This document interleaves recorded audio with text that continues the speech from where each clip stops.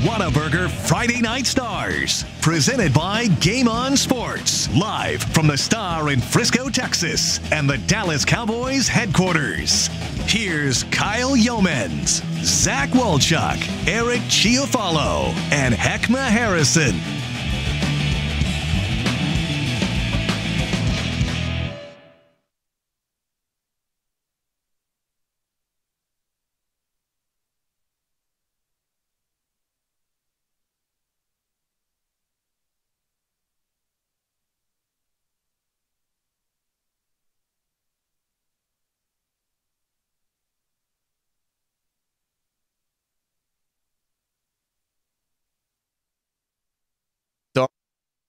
Unbelievable time of year it has been throughout really the 17 weeks we've been a part of this show. This is the first season of Whataburger Friday Night Stars, and this is the first time we're going to get to talk about some champions from a state championship level. My goodness, it is great to be here live from the Star in Frisco. Kyle Yeomans, Heckma Harrison, Zach Walchuk, and the Eric Chiafalo joining you here from the Dallas Cowboys headquarters. And boys, it's about that time.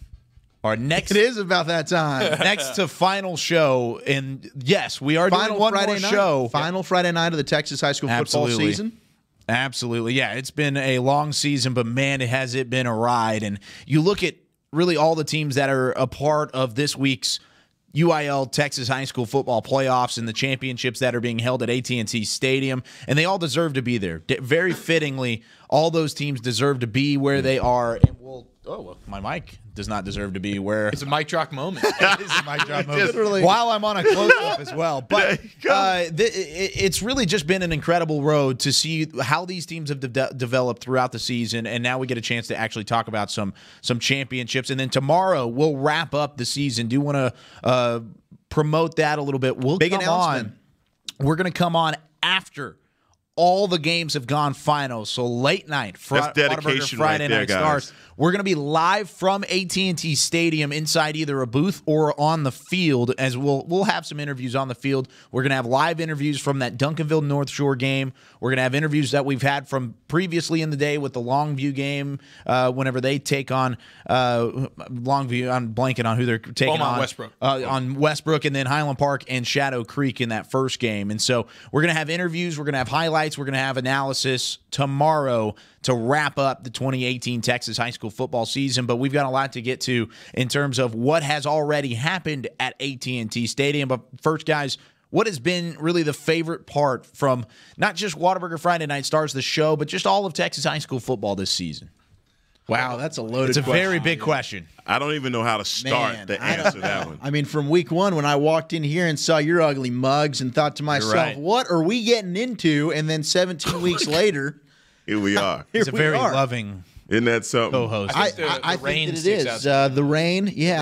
The rain. The rain and Heckma. You know, getting to work with Heckma has been pretty great. I would. Thank you, I think Walchuk. Caden Davis really sticks out to me when I think back on this season. Caden Davis? A highlight and a legend. Oh, he is a legend. I think the Duncanville love, calling Duncanville week one. That's the one thing. You come into a new season, you think you know which teams are going to be good, but you don't know for sure. And to have Duncanville on, I think all of us had them on their radar. I picked them to win state week one. And to have them here in that state championship, especially after, I think last week, Allen versus Duncanville, a matchup our show specifically has been calling for since week 1, 2, 3, looking at how these teams were developing, realizing there's a collision course. I got it, man. And no one would expect this from me. Chandler Morris. All right. Wow. Chandler Morris, seeing his everything that he lived up to this year at Highland Park, man, he played lights out. This kid won me over, and y'all know how much I hated coming in to this season. But Chandler Morris won me over with every throw by throw. This kid is going to be absolutely wonderful at the next level, but he's a junior, so we got one more year of watching this kid develop. I'm so excited about it. But I'm telling you, he is the one guy that coming into this year, just knowing the history of Highland Park, winning state back-to-back, and knowing that all the pressure was on him, and he lived up to all the hype. Yeah, he definitely did, and there's a reason why he's in a state championship looking for a three-peat tomorrow. I agree. The fact that he, along with that Highland Park team, had been able to replace guys like John Stephen Jones at the quarterback position and Cade Sawstad at the wide receiver position. But I think the fact that we've been a show for 112 days, this is day 112 of being Whataburger Friday Night Stars, and I think the biggest thing that stands out to me is the surprise stories like Haltom, like South Oak Cliff, and some of those emergencies. Birdville. You could say Birdville. You could say teams like Duncanville as well. I mean, even though we kind of expected Duncanville to be there, I don't know if Duncanville was going to be that historic type team that we've seen, and they've got a chance to really finish some things off tomorrow night. But let's look at some of the smaller games, at least in terms of enrollment. We're nothing small about a state championship, but let's go to 6-man. 1A is where we'll start things off. Division 2, and this state championship game between Strom and Follett is how you say that. Follett just didn't have it in this ball game, 48-0. And guys, this game literally was over at halftime because in 6-man, there's a 45-point mercy rule as soon as that halftime buzzer sounds. Wow. So the mercy rule does start off, and one of the big things, we were talking off air about this, and Strawn really was a team that kind of blew through their route to a championship. They won their semifinal game against Oakwood 51-6. They won their quarterfinal game 68-22 against Iredell. Then they also were able to take down Walnut Springs 62-8 and then 68-0 against Goldberg in round 1. So Strawn was a strong team, not to be making a pun there, but look at the size from Follett and how they were able to kind of play the football game from a size perspective. You would think that maybe they could have something to say about this one, but really Strawn dominated from the get-go. Yeah, and for Strawn, back-to-back state championships, really an excellent performance for them to be up 48-0 in halftime. And then all of a sudden the game is called in a state championship. You're expecting two evenly matched teams. They came out, no doubt about it, who was the better team on this day. And you see there, Villanueva. Gosh, what a stud he is. He was cruising, baby. He had 4 touchdowns. He was cruising for Strawn. And I think it's awesome. For fans that, and I'm one of those as well, I'm not super familiar with the 6-man game. We don't see a lot of 6-man as we focus primarily You used on to the be a real big area. 6-man guy, Walchuk. I don't know what happened to you. I feel like I would have excelled at 6-man football. You would have been incredible. You play in I space. just missed the time. Yeah, I'm so good in space. I've got the quick feet, good lateral movement, slide to slide. Get this guy in a Shifty. phone booth. Watch what happens. Woo, baby.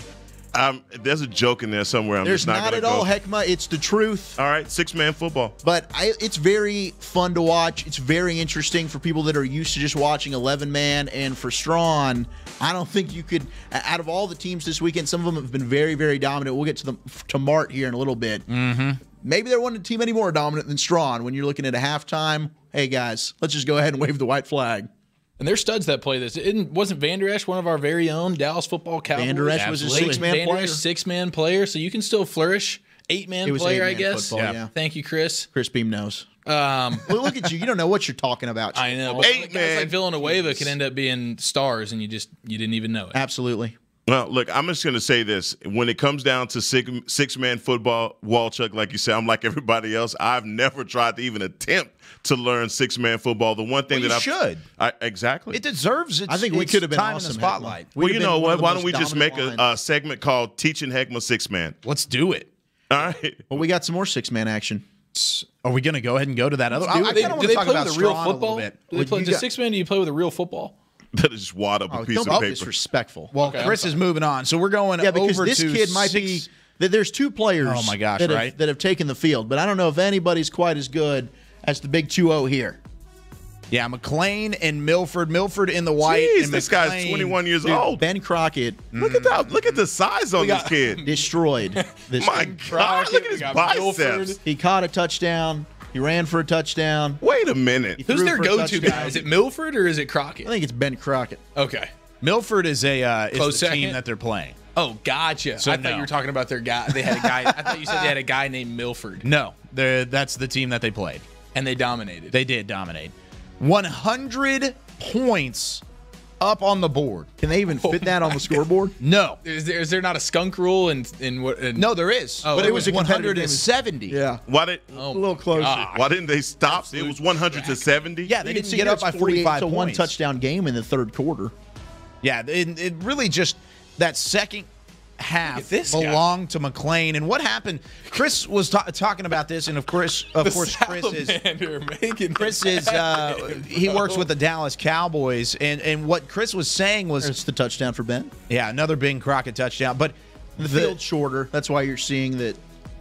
I mean, overall, yeah. Well, there's 80 yards in 6. Well, there's a lot of people that don't know that. Well, It's like people are 40 saying, "Oh, yards my-" wide. They're turning around and it's a touchdown, but they're not in the end zone. yeah, Like Crockett? Yeah, he he's had to cr- stretch out, but he's guess what? Cramping. They scored 70 points. I mean, it's a track A little meet out pickle there. juice. He got back on the field. Yeah, you did. I'm gonna just tell y'all guys, fine. this is the worst tackling I've ever seen in Well, there's any. only 6 players out there, Heckma. Well, I I was mean, gonna say, hey, not we're talking about tackle. 6-man football. What are we talking about, Heck? I mean, goodness gracious. Sorry. that's a free play. It's an offsides. So there is offsides in 6-man. Yes, I didn't there even know is. they had refs in 6-man. All I'm saying, Of course, guys, they have refs in 6. is that all right? It's the such thing as missing a tackle, and then there's missing a tackle, and then it's. I don't know what's going on, guys. I think Heckman's just being so rude right now. Heckma just doesn't know what's Heckman and Eric happening. Are just joking about No, I was, look, Ben Crockett is the man MVP, defensive, offensive player of the game. He could have been defensive too. He could have been anything he wanted to be in that game because nobody wanted to unbelievable. tackle Ben Okay, so Crockett. they do MVPs in 6-man. Yes, they do. Okay, And they gotcha. had Crockett had 8 touchdowns en route to the 100-70 game. And Chris was Oh talking my about God! They on the scored a- scoreboard. Is the point system the same in 6-man? Yes. Or no, it's not actually. It's a little bit different. Okay, see, So the way the 6-man Just works, come prepared. you score a touchdown, it's 6 points. Okay. You kick an extra point, it's 2 6 points. points. Instead of the extra point is 2 points. Gotcha. And then if you score like what would normally be a 2-point conversion, it's only 1 point. So it's a little bit different because there's not normally any kicking, because in order to kick in 6-man football, you have 6 guys rushing on basically 3 blockers. Oh, or wow. 4 blockers. So it's really hard to kick an extra point. So if you actually kick the extra point, it's 2 instead of 1. And then if you score the 2-point conversion, it's 1 instead of 2. It's basically They scored 100 points in a football game. Yes. That is difficult to do. even on an 80-yard field. Do you they don't get see more it every time? day. Do they get more No, time? It's the same time. Dude, that is it doesn't matter if there's nobody out there. That's hard to do if you just No. blow the whistle. Absolutely. It scored touch for a whole game. That is next to impossible to do. And the scoreboard didn't even have a third digit on the actual scoreboard. Goes to 0? It just went to 0-0 because they didn't have a 100 on the scoreboard. That's Unprecedented how wild. territory here. Exactly. That's how wild of a game that was at the 6-man level. They tell people you lost not- 100 to 70. Basically, I would It was a say football 70 game. points, we lost by 30. Goodness gracious. I would probably say scoring 100 points in 6-man is the equivalent of maybe scoring about 85 in regular 11-man football. Jeez, Gotcha. Louise. That's probably what the equivalent would be. At least that's in my humble opinion. But moving on from 6-man, you look at what really McLean was able to do, and they were able to get the job done. But you mentioned Mart just a couple moments ago, Zach. Talk about a dominant team. Mart and the Panthers winning their semifinal matchup 40-13, taking on Groover. Groover, if you didn't know, Groover is all the way up at the top of the Texas Panhandle. Actually closer to Denver than it is to Arlington. Wow. So that's how far away Groover was.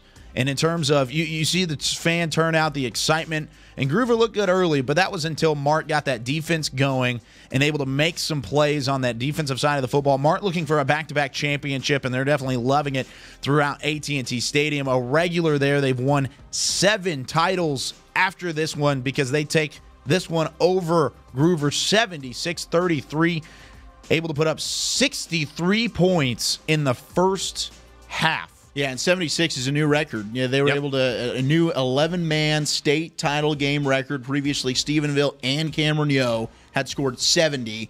Mart puts up 76 points, and it was really their senior running back, Tyreek Horn. 291 yards and 7 touchdowns. Set a record for the most rushing yards and touchdowns in a 2A state championship game. And that man right there, Jacob Ibarra, was named Defensive Player of the Game. 2 interceptions on consecutive drives. He made a couple of really nice hits as well. And look, credit Groover. They didn't go away. They scored some points in the second half. Their quarterback, Keegan Kelp, solid day, 319 yards, 3 touchdowns. And Jalen Conyers, who caught that last touchdown, 12 catches, 224 yards, and 3 touchdowns. But this day belonged to Mart. And when you look at it, 3 scores off their first 6 offensive plays. They were explosive. I think all year long. We got to see them play here at the Star a few weeks back. They're a dominant bunch, and they were dealing with a rather emotional story heading into this one. You know, their backup quarterback, who's a junior, Aiden Gass, collapsed during practice on Monday. They played this game on Thursday, I believe. Yeah, Wednesday. So on Monday, he collapses on the field during practice. They don't know what's wrong with him. The coaching staff revives him on the field, are able to keep him in stable condition until the ambulances come. They take him away. It's still unknown. They think maybe he might have had a heart attack, but I haven't gotten confirmation on anything, so I don't want to be out here and that's what I heard as report fake news. But it was some kind of condition. He was able to be cleared to travel with the team to Arlington, so he was there on the sideline, was able to watch and celebrate that state championship game. But what a story for this team to go through such a scary moment in their final practice before leaving to go compete in a state championship, and to have the mental toughness to come out and put up and execute a performance like that against a good Groover team. Hats off to Mart. I mean, what a job those kids did to come together. Yeah, absolutely an incredible. You look at the 6 stars as well on that Mart logo. They're going to have to add a 7th for their 7th title, the most in 2A. And so you look at the dominance and also just a small town community. That community of Mart has just around probably less than 1,400 people, and it's a little bit north of Waco, kind of northeast of Waco, over near Marlin in that area. Just a small town feel. Of course, you see that a lot with football. You could say the same thing on the other side with Groover as well, but Mart and the talent coming out of there, guys like Quan Cosby, who played for Texas. Oh, yeah. A Mart alum. You look at guys, Denarian Thomas, I know that's not a household name by any means, but he was on that UMHB crew team, which, by the way, just won a national title at the Division III level out of Belton. He was the quarterback, or one of the quarterbacks, on that ball club. So there's a lot of talent coming out of Mart, and not just Quan Cosby and Denarian Thomas, but over the course of really the last couple of years, that has been a dominant football team, and now they've got back-to-back championships. That is something else, I mean, and to say also all the adversity that they had to go through and then come back and win a game 76-33. When you look at the talent level, anyone that gets to a state title, they've gone through something. So that means a lot as well, just to say how dominating that performance had to have been and how good they had to be as a team to overcome that, losing their starting quarterback. Especially with such a quick turnaround. I mean, you go from Monday of having that issue. That's big. And then you turn around and you play on Wednesday. Yeah.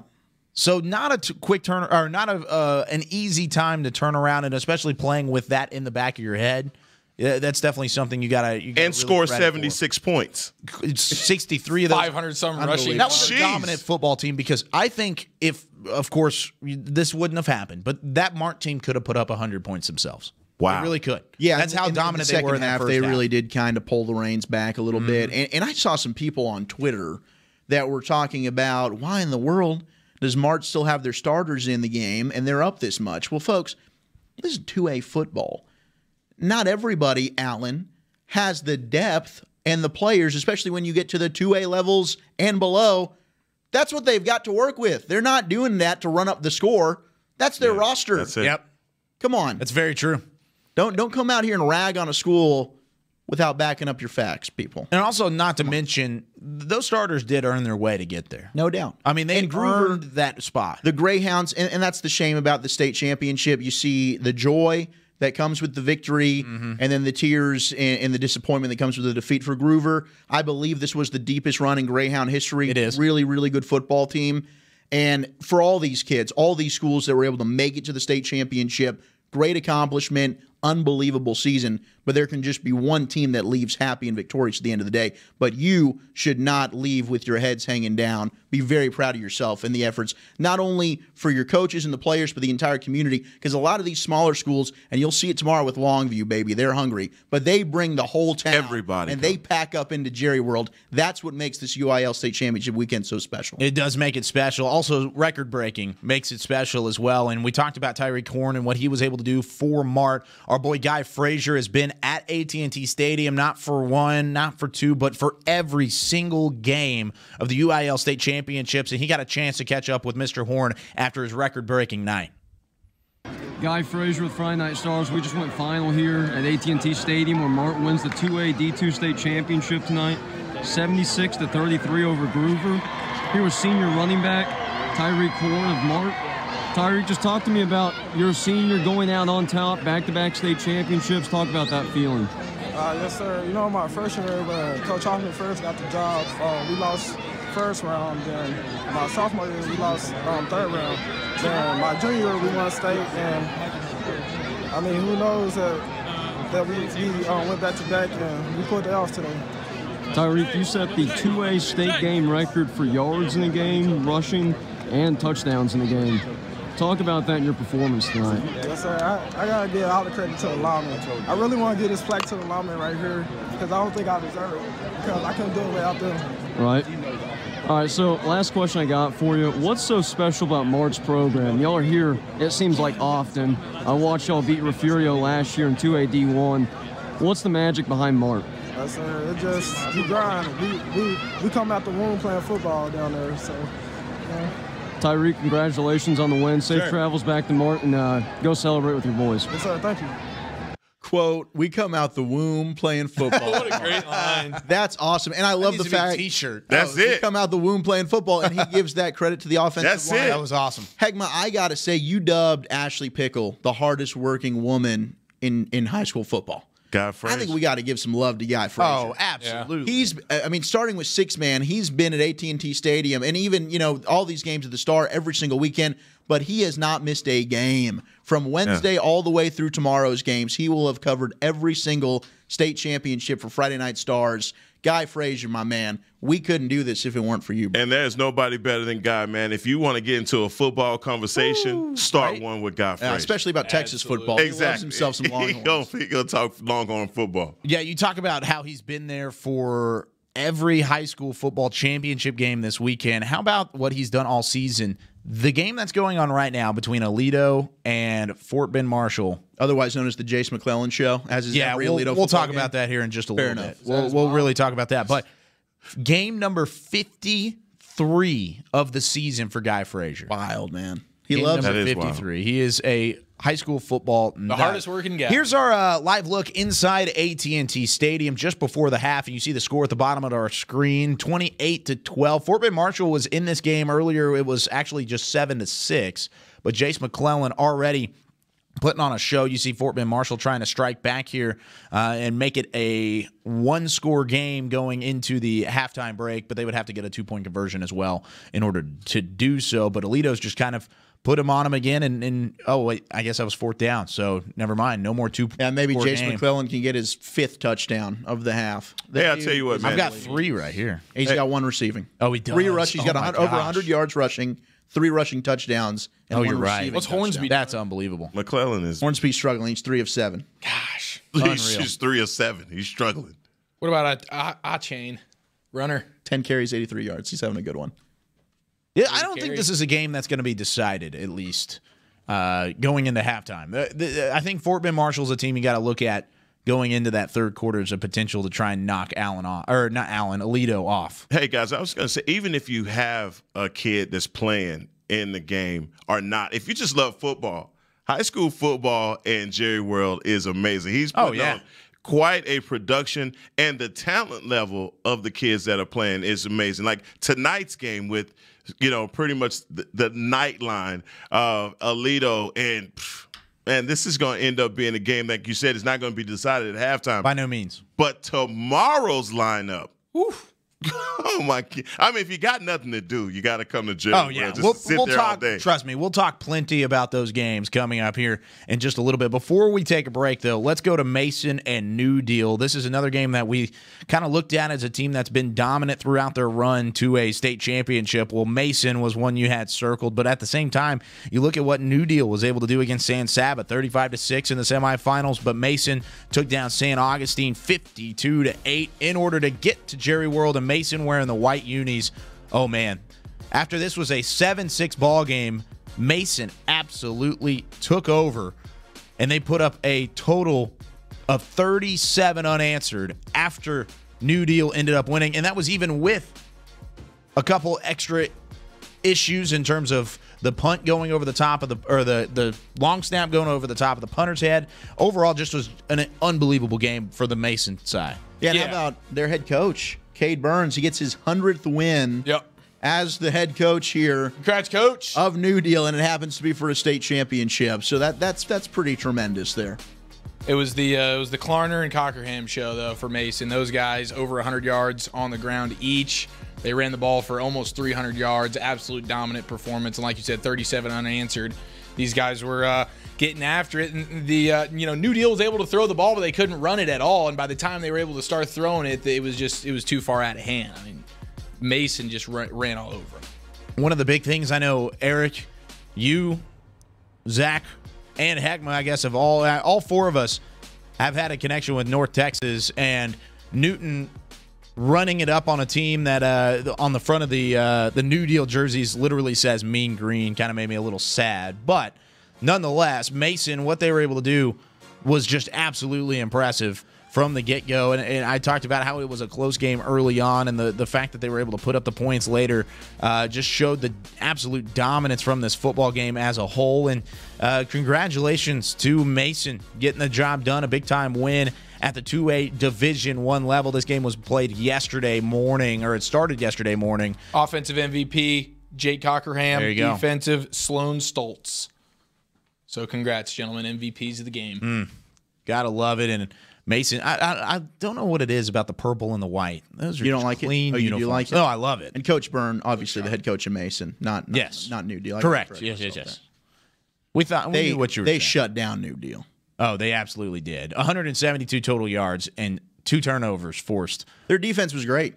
Their defensive line was awesome. They got a lot of penetration in the backfield. I mean, New Deal, which came into the game, I think, very high-powered offense. Both these teams were. I thought it was going to be very high scoring. One team held up their end of the bargain. New Deal, they just couldn't get it going at all. No, you look at the first down total as well for both teams. Usually that doesn't tell a huge story, but it definitely tells a story here because Mason doesn't throw the football a whole lot. That's more of a run-heavy team, as you can see from the 159 passing yards. But you look at the methodical drives that they were able to put up at AT&T Stadium at the bottom of the graphic. But it was 21-9 in terms of first downs against each other. You see the drives they were able to actually put together. Yeah, and Cockerham, 10 yards per carry. Wow. That's down every time he touches the ball. That's That's insane. incredible. That's a dominant performance. Usually that'll put some points up on the board. Yeah. If you're able to put up 10 yards per carry. Getting it in bunches, 276 yards. I mean, they're setting up everything with their running and passing off of that. So it's a dominant 44-6. New Deal never got the ball. No. That was what it was. Yeah, Didn't they even played get a keep away. chance. Exactly. Keep away. And I mean, that's the best strategy of football. I mean, you could close your eyes and ask who had the ball, who had the most yardage. They didn't turn the ball over. Typically, you win. It's just the formula of football, guys. It absolutely is. Let's take a quick break here on Whataburger Friday Night Stars. We've gone through 6-man, 1A, and we've also got 2A taken care of. When we come back, we'll talk about 3A Division 2. Talk about 3A Division 1. We'll talk about a little bit of 4A. What? Are we And- making our way up the ladder? And then we're going to we talk. John Richards? And then we're going to keep giving you updates from AT&T Stadium as we get into the second half between Aledo and Fort Bend Marshall. And then we'll also preview the rest of tomorrow's monumental Got the big So dogs? stoked. monumental matchups. We're Whataburger Friday Night Stars. We'll be back here in a moment.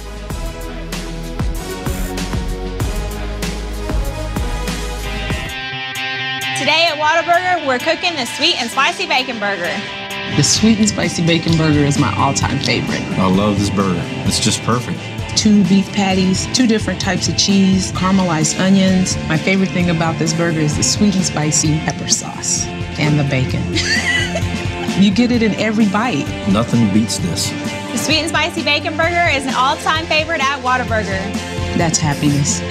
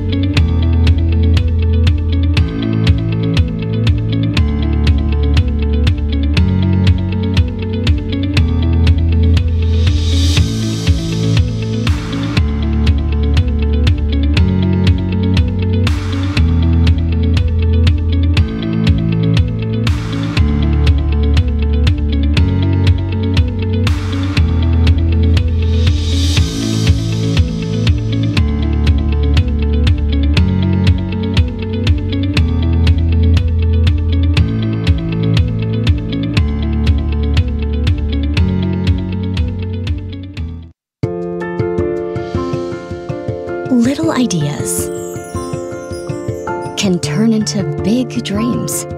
Big dreams require careful planning and the right partner. A partner dedicated to helping you take care of your employees, protect your business, and plan for the future. It's sometimes overwhelming. It's often exciting. It's your story, and we can help. SWBC. You want to bring the heat? Prove it.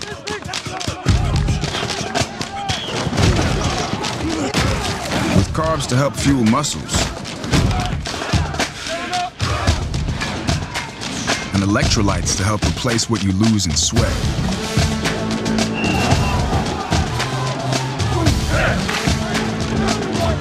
Studied, tested, proven. Nothing beats Gatorade. On a forbidden Fansville by Dr. Pepper.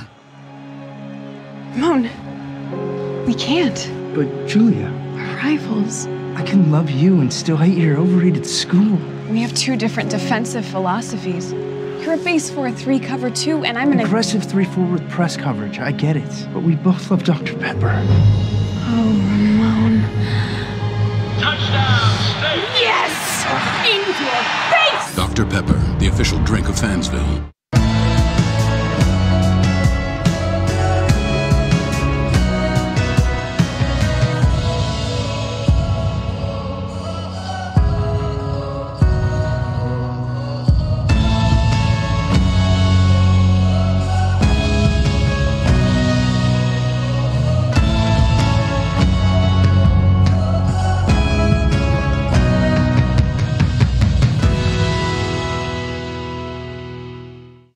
Hey football fans, check this out. It's called Fan Tag, the easiest way to get video highlights from all of your games. As a parent, I know the value of capturing our kids' special moments on video.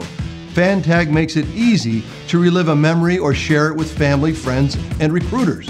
Download the Fan Tag app, and on game day, find your event and get instant highlights delivered right to your phone. So never miss a moment. Try Fan Tag today. It's free. This is Academy Sports and Outdoors. We offer a huge sports and outdoors selection of top name brand gear like you've never seen. All at low prices like you've never seen. Because we're a sports and outdoor store like you've never seen. Visit us in store or at academy.com for the guaranteed lowest prices. Academy Sports and Outdoors, for all for less.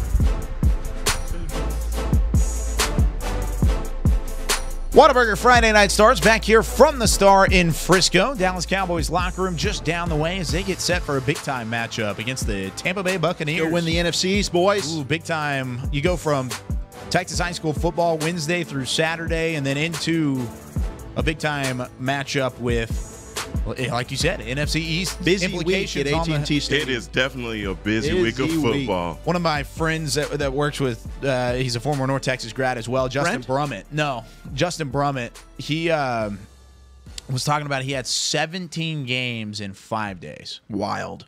Absolutely wild. Busy time. But it's relieving when that's over with. Oh, I'm sure it is. You get to see your family for the first time. It's almost like emerging from like the woods in like a long camping trip. Oh, the sun exists. Oh yeah, what? Oh, fresh air. Life outside of AT&T Stadium. What's going on? Yeah, it's been a fun week of football. Now, I looked over this on that last break, and I'm gonna take the blame on this one, but We actually had an interview with one of the stars from Mason High School and what he was able to do in that final championship game. I knew there was something that was missing, and this was what was missing. Guy Frazier, we were talking about him earlier, one of our great reporters who's been on the scene. He got a chance to catch up with Cockerham, who was really the star of the night MVP for Mason and an MVP. Let's take a look. All right, Guy Frazier with Friday Night Stars. We just went final here at AT&T Stadium where Mason defeats New Deal today in the 2A D1 state championship, 44-6. Here with Mason's senior running back, Jake Cockerham. Jake, you know, talk about what it's like to be state champion, get win 100 for Coach Burns. It's unbelievable. It was a team effort. I mean, we love each other like family. One of the jokes around is we call him Daddy Burns, but we never say it to his face. But he's basically our dad, so it's awesome that we could do this for him and each other. It's just a brotherhood. Clay, I walked into this game expecting y'all to be in the wing tee a lot today, but y'all are really balanced. Y'all are shotgun, got in the wing tee, too. And, you know, you had a drive where you're just pounding it down their throat, and then the very next drive, y'all are opening up through the air. Talk about y'all's offense today. Is that something y'all have done all year? Is that something y'all found success today in? Mason's known for a ground and pound offense, so people really haven't expected us to throw the ball, but we've actually done it quite well all season long. Just gone under the radar because we haven't been to throw the ball as much just because we've been ahead by so much in so many games. But I credit that to Coach Burns and our quarterback. I mean, our quarterback's a great player. He's been one of my best friends for my whole life. And Coach Burns really saw that in him, and he went and changed the playbook up for him. But most people don't realize it. First half, Clay was pounded on the ground. Second half, you kind of took over and had some really long touchdown runs. Talk about your game in the second half and how that contributed to the final result. I mean, part of our game plan was just making sure it's basically a rotation. We just take turns, giving one guy a breather, one after another. I mean, the long runs come from everybody, honestly. Just whenever it happens, whoever gets the ball. There's no real set centerpiece to our offense. It's just we're all playing for each other, and one guy makes one big block, and you may have a big run. And the next play, you want to go make a big block for him so he can have a long run, just feed off of each other. Jay, congrats on being a state champion. Safe travels back to Mason, and good luck down the road. Thank you. Mason 44, New Deal 6, and I love that they called him Daddy Burns. Daddy Burns. Yeah. So now we've got Daddy Mart. Burns. Their T-shirts need to be came out of the womb playing football, and then now you look at Mason and they're Burns. Yep, Daddy Burns, baby. It's been a good week for purple teams, really, hasn't it? Because Mart gets a championship, Mason gets a championship. How about the purple and 3A Division 2? As is Newton, they're wearing the purple against Canadian. And this was really the best game that we've seen all season long. You look at Newton in the white and purple as well. Canadian, a team that came from really a very impressive win, 17-7 over Gunter. This is a game that a lot of people expected to be a defensive struggle. Well, that was not necessarily the case because the running backs took over, boys. They did. And how about this for Newton? They've now won back-to-back state championships and 30-0 the last 2 years. Wow. So the longest win streak, I think, right now is Highland Park at 31, if I'm not mistaken. But right there is this Newton Eagle football team that is making some noise right now. And to hold off Canadian, a team that really the last couple of weeks we've been looking at that bracket, and you've seen them just, all right, Newton Canadian, here it comes. Really, really was a close football game. And that defense for Newton stepping up when it mattered most. And you know what? I think all weekend long, this was a physical game. We saw earlier today with Waco La Vega taking the field. Waco La Vega, a very physical program. We'll talk to them soon. But these two teams, man, they didn't like each other, and they let it be known. I mean, this was a knockout, drag out. They're going to some ice tubs after this one, both squads. Yeah, Newton, one of the things that I noticed immediately about Newton was their swagger. They came into that matchup with all the bravado. And you know what? The way that they had the abs showing, got the 4 and 5 wristbands, boy, they were ready. I really love the way they came onto the field. They came out there with the Zeke look, with the jersey up. Man, I'm telling you, those boys were ready to go. I loved them. Yeah, you got to love the swagger. You got to love the way that they took the field. And really, this was a battle from beginning to end. This was not a game where either team was out of it up until that final interception to seal the deal. Canadian was tough. Oh, definitely so. And Canadian really did have a chance to win that football game late up until that interception inside the red zone. And then that's one of the biggest stories that we've talked about, or we haven't talked about yet, but has been talked about in all of football. Of course, Fox Sports Southwest had a great interview yesterday with the Newton head coach, and a 21-16 win, back-to-back championships now for Newton. But that still really kind of pales in comparison to what has gone on in terms of that coaching staff and that community of Newton. Yeah, Bill Jones tweeted out yesterday, that's when I saw it, that interview that aired on Fox, and very moving just to know that the coach was basically letting his guys know that from the beginning of the season, they didn't think he was going to make it. They thought that he would, at some point he was going to pass away. And for him to make it all the way to the state championship, guys, I want to say there's a lot of times when, in school and government and all this stuff, we want to take religion out of the equation. But this story right here, man, it is a God thing. When you're able to do that, and the lesson that he teaches his kids and the heart that he spoke with about that being the last lesson for them, overcoming adversity and not having anything to come in his way, in their way, and not making it about him and what he was going through, and wanting it to be about them and their moment. And they exercised that, man. I was so excited about that. And it just made me fall in love with the program even more after listening to the coach. No doubt. And Coach Johnson, and this is something we've talked about. We've had Coach Todd and several other coaches on, and we're always looking at kind of the mentality and looking at certain coaches go week to week. This is we got to focus on this next game. Well, this Newton team led by Coach Johnston, he's a guy that he doesn't know how much time he's got left, and he's looking at this, and this team knew we're not about winning a district championship, and he said that in his post-game comments. Right. We came in wanting to win a state championship, and they went through the gauntlet, went through the grind of 2A Texas high school football, and they came out the other side champs, man. Unbelievable story. It really puts it in perspective from Coach W.T. Johnston, like we were talking about.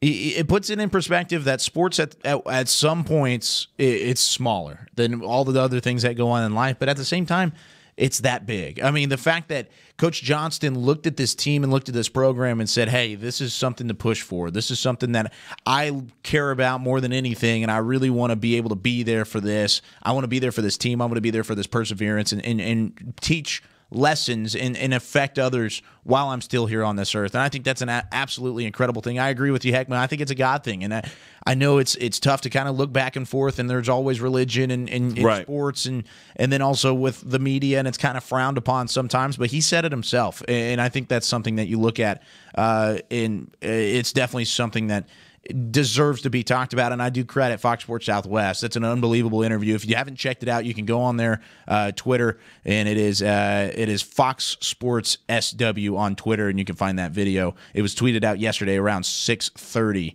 in the afternoon. But a big-time win for Newton, 21-16 was that final score over Canadian. Let's go to 3A Division I. This was a bit of a football game up until the fourth quarter, because Malakoff, who played here at the Star last week, at a big win over Brock, where they took them down 23-21 with a last-minute touchdown. You see them in the black and the gold. They took on Grandview, and quite possibly some of the coolest helmets and the coolest intro in all of high school football. The Zebras of Grandview. You can see it on the helmets.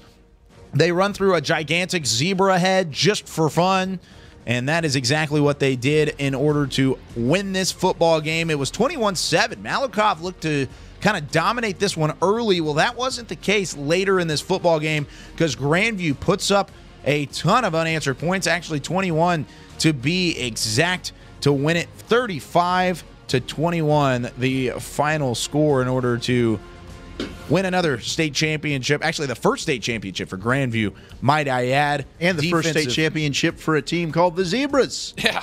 Are they the only ones called the Zebras? They're not the only ones, but they're the first to win a state championship. And it's the first time a Zebra's gotten a victory over a Tiger in the history of the world. So that's incredible. I like that a lot, actually. Dane Jinsich ended up with 98 yards on the ground rushing. He also went 15 of 26 passing with 171 yards and 3 touchdowns. He was the offensive and defensive MVP as he actually that is balling. Yeah, he was balling. That is balling. You want to talk about balling, though? How about the fact that the offensive and defensive MVP was also the punter? That's him right there, number 7. The punter? He was also the punter. He had 7 punts for 241 yards. That's over 35 yards on average, and he had a long of 47 yards punting. So not only was he the offensive and defensive MVP, how about a little bit of special teams mixed in between there as well? So an all-around win for the 3A Division I state championship. You see him there. Actually, he was number 3, rather,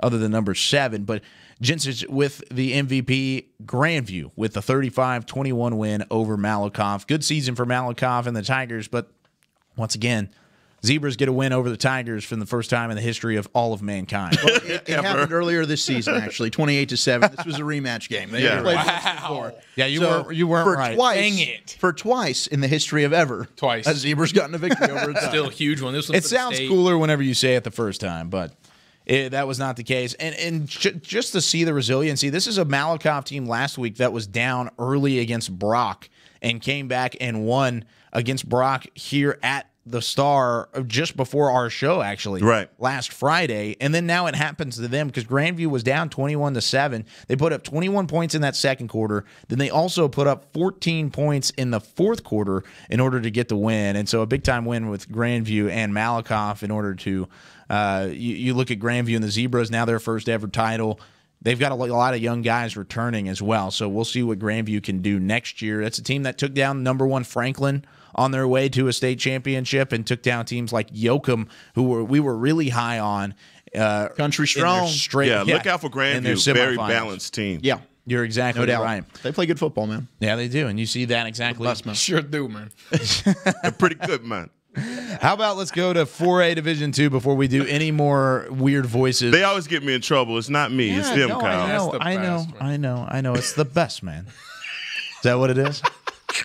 It's the best. That was. Come on, Kyle. Come on, keep us going. Okay, this is one of the best games that we've talked about. How about Cuero and Pleasant Grove? Pleasant Grove looking for their second straight championship.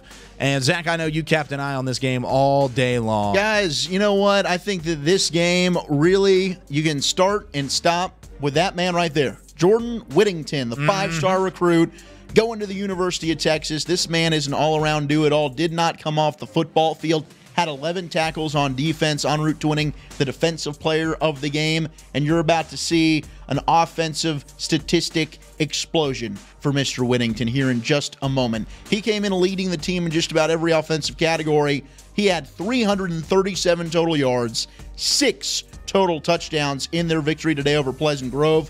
334 of those yards were rushing, which is a new state record in any classification. Wow. 3A, 4A, 5A, 6A, surpassing Eric Dickerson and Jonathan Gray. Wow. That's good company. That is tremendous. One better than you the see other. Right here in the second half of this game, Jordan Whittington took over as the Wildcat quarterback. He came in, he was unstoppable. He had a catch right before the half that was a touchdown, extending, and it was overturned. He comes back the next play. There's 1 second left on the clock, catches another one. It's seemingly going to go out of bounds at the 2-yard line and has to extend inside the pylon. Absolutely unbelievable play for Jordan Whittington today to lead the Cuero Gobblers to their first state title since 2004. Game-winning interception right there by DeAndre Lang with just over a minute to go. Their defense really stepped up in that second half to hold Pleasant Grove, who was looking to win back-to-back state championships, to just 7 points in that second half. Unbelievable job by Cuero. Another one of those programs that is among the state's elite. But today belongs to Jordan Whittington, one of the greatest state championship performance at any level that we've ever seen. Yeah, ever. He's Mr. Everything. And let me tell you, University of Texas, you got one. Yeah. Jeez. And he's an early enrollee. He graduated early from Cuero, so he'll be there for spring ball. Yeah, and they got one. Austin. I mean, he's a gamer. Both ends of the kid was everything for Cuero. He was unreal. Sheesh. That's going to be a lot of fun to see in the burnt orange and the white. If you look down in Austin a couple UT didn't do bad. UT didn't do that bad with signings either. So no, they got a little bit of ways to go, but they're in the top 10. Aren't they? They were pretty solid. Yeah. Oklahoma though, just cleaning up in the DFW area. DFW especially. Just how do they do? Up. How does Oakland? I got to find out. Somebody's got to tell me. I think Texas pays a little bit more attention to Houston and San Antonio. I think they need to start looking at DFW a little bit more because Oklahoma, the Sooners are about to have some kids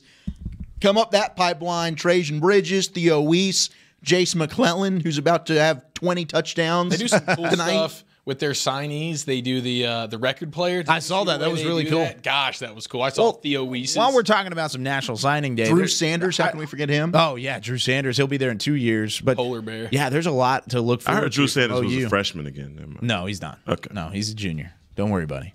This guy's awesome, man. Get him out of here. He's 26 years in high school. I don't understand what's happening. Yeah. One of the cool things I saw video-wise, and it's because I'm living down in Waco, but Baylor did a really cool video. They would walk into like the locker room and they'd look in the mirror, and then they would be in like street clothes, and the video production would kind of like give a little bit of a glitch, and then it would be them in their uniform. Oh, nice. It was pretty cool. Like that. And there were some guys that would do something cool, like one guy like put his hands up above and like went like this, and as he went down, it switched. I thought it was cool. Oh, yeah, no, it's pretty cool. Definitely check it out. Cuero has a guy that's going to University of Texas, Jordan. You balled out, brother. I wonder what his recruitment video looked like on Tuesday. Nothing but him running by people. Just touchdowns. Probably so. Let's go to, how about a couple more touchdowns? 4A Division I. We talked about La Vega really all year long because they took on Decatur, because they took on Argyle a couple of times, because they've really worked their way. Boy, I believe in La Vega. Oh, look at them. La Vega got so much attitude. Oh, man, that's a big physical team.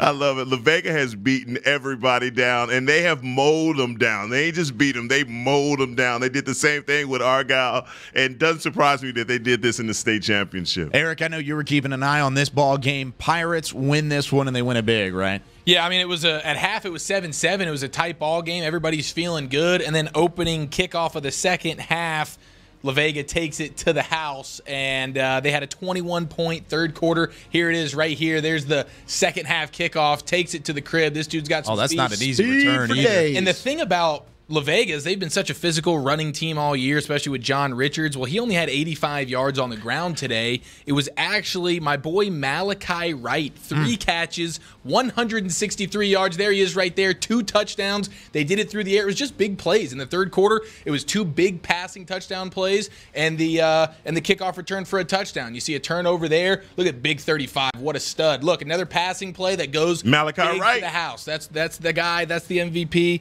and he certainly was the MVP for the offense, and Jared Rogers MVP of the defense. Waco La Vega getting it done through the air when they've been a ground and pound team all season, and they just run away with it in the end. Yeah, Liberty Hill came into that game saying, you are not going to run the ball against us. So La Vega had to find another gear to shift into, and they found it. And those are two teams that used to play in the same district. They knew each other very well. So Liberty Hill knew this is what Waco. That's my guy, boy. That's my this is what they want to do. Boy, ain't Jordan. Woo, oh, my that's goodness. a big old kid. Thunder thighs over there. God almighty. But La Vega just thumps people, man. They line up, and we've talked all year. They want to be the biggest, baddest in the line of scrimmage, right. in the trenches, offensive and defensive line, and they hit people on defense, and they really just wore down Liberty Hill as this game went on.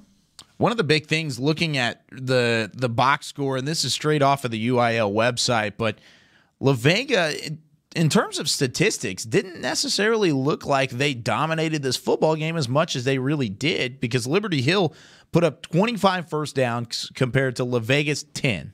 They put up 342 yards total compared to 335 for La Vega. So it was a pretty even contest. You'll get to see this here in a second. And then look at the rushing attack for Liberty Hill compared to La Vega, and then the passing yards was in favor of the Pirates. But overall, you look at this and you think that, hey, Liberty Hill probably has a chance to win this game, or at least they should have been closer than 35-21. But credit to La Vega. They made the plays when they needed to. Eric, you mentioned the kick return to start the second half. Yeah, it was that third quarter that did it for Huge. Vega. Just the big plays. The big plays. 90-yard touchdown pass, 60-yard touchdown pass. And that's the only thing that happens in football. You see teams, they dominate through the running game, but they don't score points. It doesn't add up. La Vega, what they did, even though they knew their running game was being taken away, the big playability, Malik Wright, they didn't take it away, and he ran away with it. Yeah, he absolutely did. And, man, La Vega, second state title in 3 years now, and they also do it while taking down Argyle. And those two teams are trading championships back and forth. We're going to take a quick break here on Whataburger Friday Night Stars. We've gone through 3A and below. It's time to get to the 4A and above.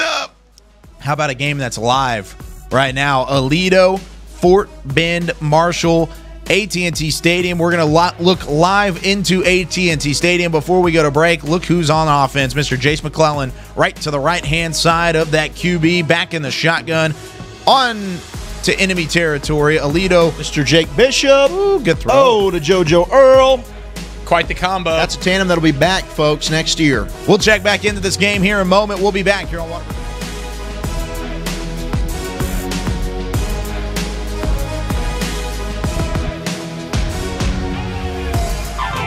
Nothing works up my thirst for an ice-cold Pepsi Cola like getting buckets.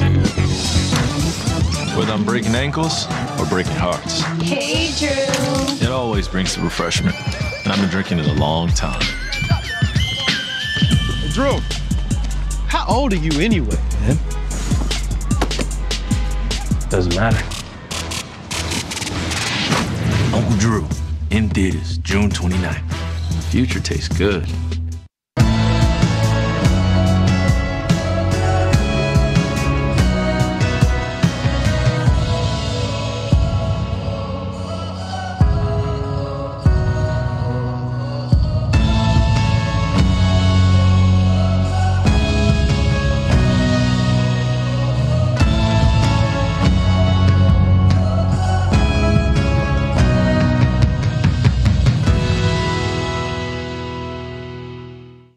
Hey football fans, check this out. It's called FanTag, the easiest way to get video highlights from all of your games. As a parent, I know the value of capturing our kids' special moments on video.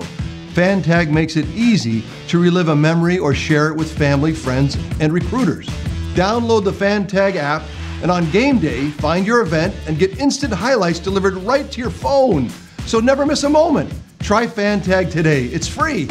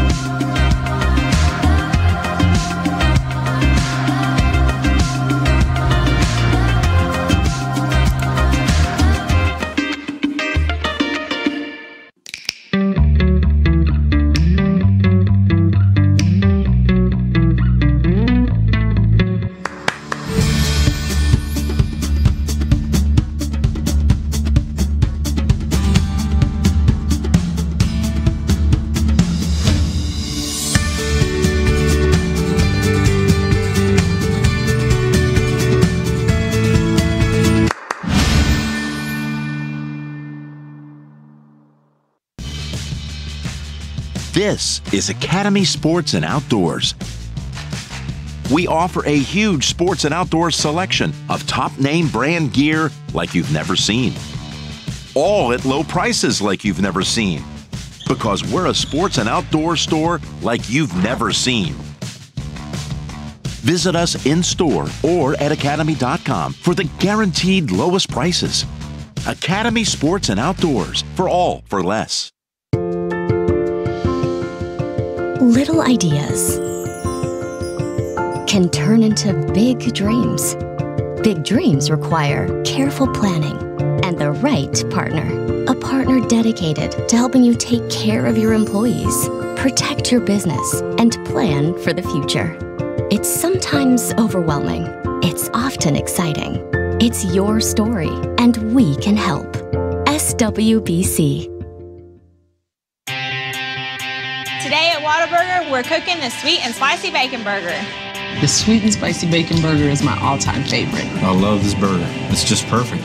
2 beef patties, 2 different types of cheese, caramelized onions. My favorite thing about this burger is the sweet and spicy pepper sauce and the bacon. You get it in every bite. Nothing beats this. The sweet and spicy bacon burger is an all-time favorite at Whataburger. That's happiness. You want to bring the heat? Prove it.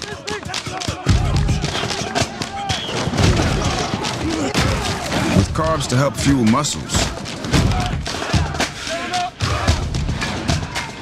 And electrolytes to help replace what you lose in sweat.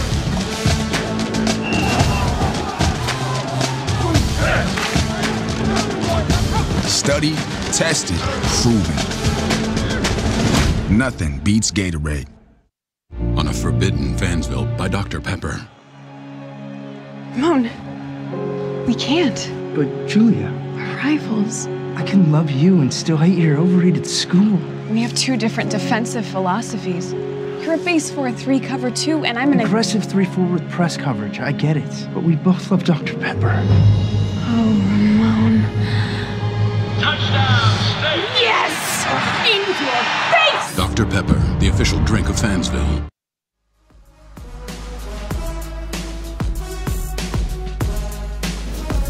Longview Lobos, Matthew McConaughey coming at you from the streets of London, class of 1988, Longview, Texas, Longview Lobos. Yes, sir.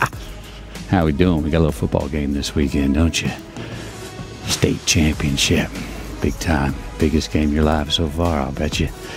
Listen, I know y'all got a lot to be excited about, a lot you want to unleash. But before you go out there, lay the blood on the line. I want you to make sure you take some time to get your mind right and your soul's right. What I'm talking about is bend that knee, take a minute, look inside, think about your families, think about why you love the game of football, think about all the practices, how many times you're like, damn, it's hot, damn, I'm ready to go inside, damn, this is enough. Think about all that, everything you put in to get to this point. Look to the guy to your right, look to the guy to your left, look to the guy across the locker room from you, look at your coaches, all of you. What you've done together to get to this point, man. So many people are so proud of you. So proud of you. Feel that. Know that. Know that. And after you get your mind right and your soul right, your feet are planted on the ground, I think you're ready to unleash. It's come game time. That first kickoff, that first whistle. Make them wonder what the hell just hit them the whole game. Do the little things. Receivers block downfield. Everybody, every play, what can you do to execute and give your team the best chance of succeeding one play at a time? You do that, you got the best chance of winning that game, and you know all this. Go have a ball. Enjoy this time. It'll never be here again. Enjoy this. Be in the moment. Go win it. We love you. If that doesn't get you fired up, we are the Lobos, I baby. don't know what will. Oh my God. My goodness. Gosh, Let's go. Longview, Westbrook. That game tomorrow, starting at, I believe it's 3 p.m. kickoff, 3:30 kickoff, something like that. Oh, yeah. Oh, my. Whoa. We've got a quick update, though. Over at AT&T Stadium, if we can look at the AT&T Stadium live feed right now. Oh, it just went off the screen. Aledo leading 35-12. And this is the game that we're talking about at this moment, so we'll lead into this. Aledo's trying to knock on the door and score again. However, Chase McClellan just went off the field. Yeah, he gimped off. He's had a busy day. He has had a busy day. He had a gimp? Yeah, a little bit of a limp. Limped off the field. Would you describe it more of a limp or a gimp? I'd say a bit of a gimp limp. Okay. It's unfortunate. Hey, Jake Bishop extending the play. That's Oh, my goodness gracious. Wow, what a play from Bishop. Wow. Live. How about that? And Aledo is doing what the Bearcats do, and that's just win state That's championships. just score touchdowns and win football Holy games. cow. Well, you know, Wow, Jason McClellan. That's an unbelievable play, guys. That is a highlight reel play for Mr. Jake Bishop there. What a ball. Who has 54 yards rushing. Jake Bishop basically just escaped through the high five, came right back up Stemmons, and threw it down 190. He said, wait, our best player's hurt? I got this, guys. Don't worry. What a play! I'll toss my second touchdown pass. We're really kind of understating what he just did right there. The escape through the back door and then the pass back across his body. Come on. Unbelievable. That's clutch. That was unreal. Well, let's look at this game in a little bit in depth before we go to Highland Park. And we've got Eric Cunningham on the phone. We'll talk to him in just a moment. But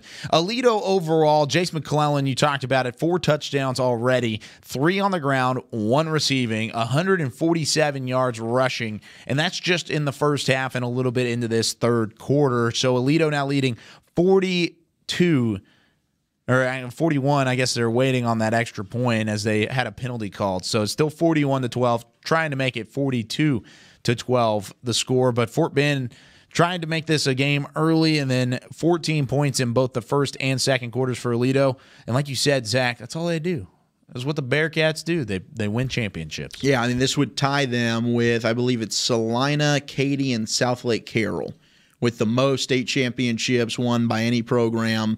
And Aledo, they just get it done. I mean, every year. And when you look at their top 3 on offense, they've got a great defensive line. They've got a great offensive line. They got players that are going. They've got D1 talent on the defensive side of the football. But you look at Jake Bishop, a junior at quarterback, the play that he just made.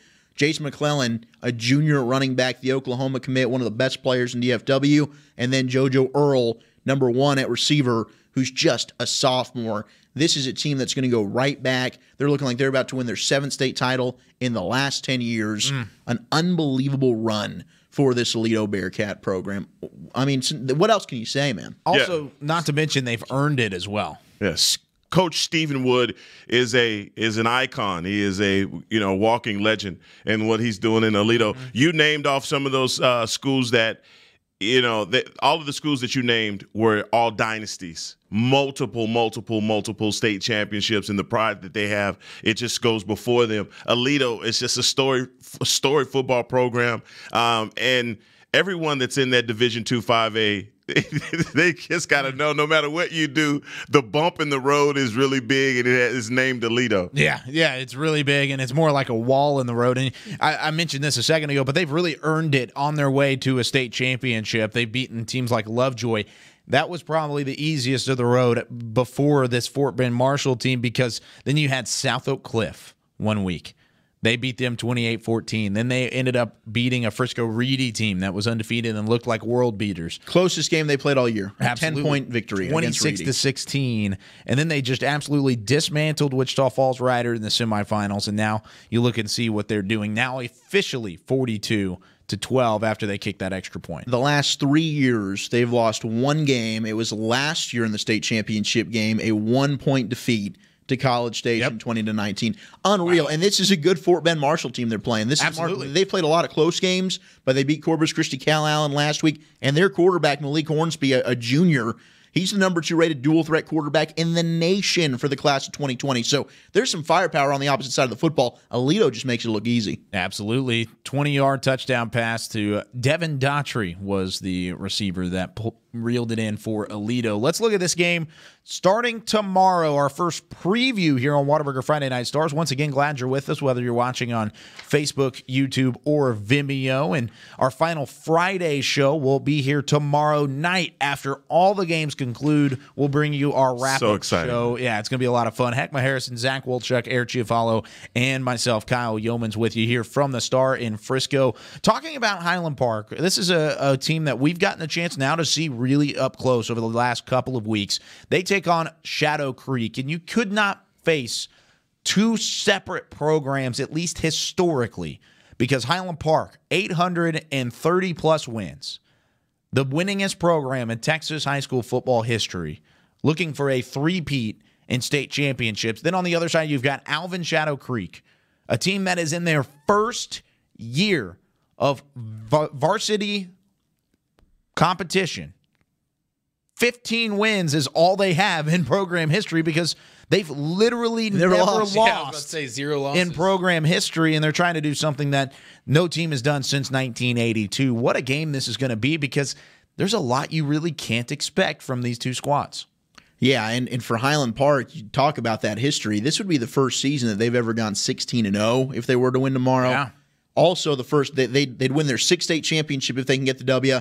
It'd be a three-peat. They'd win 3 in a row, and it would give their head coach, Randy Allen, his 4th state title, which would put him in the realm of coaches like Todd Dodge, who had that dynasty of South Lake Carroll Heckma, Tim Buchanan, who was with Aledo before Coach Wood took over, and then G.A. Moore, who was with Salina. So all those 3 schools that we just talked about have the most state championships. It's because of those great coaches, and head coach Randy Allen is right up there. But, Heckma, we were there, and Kyle, you as well.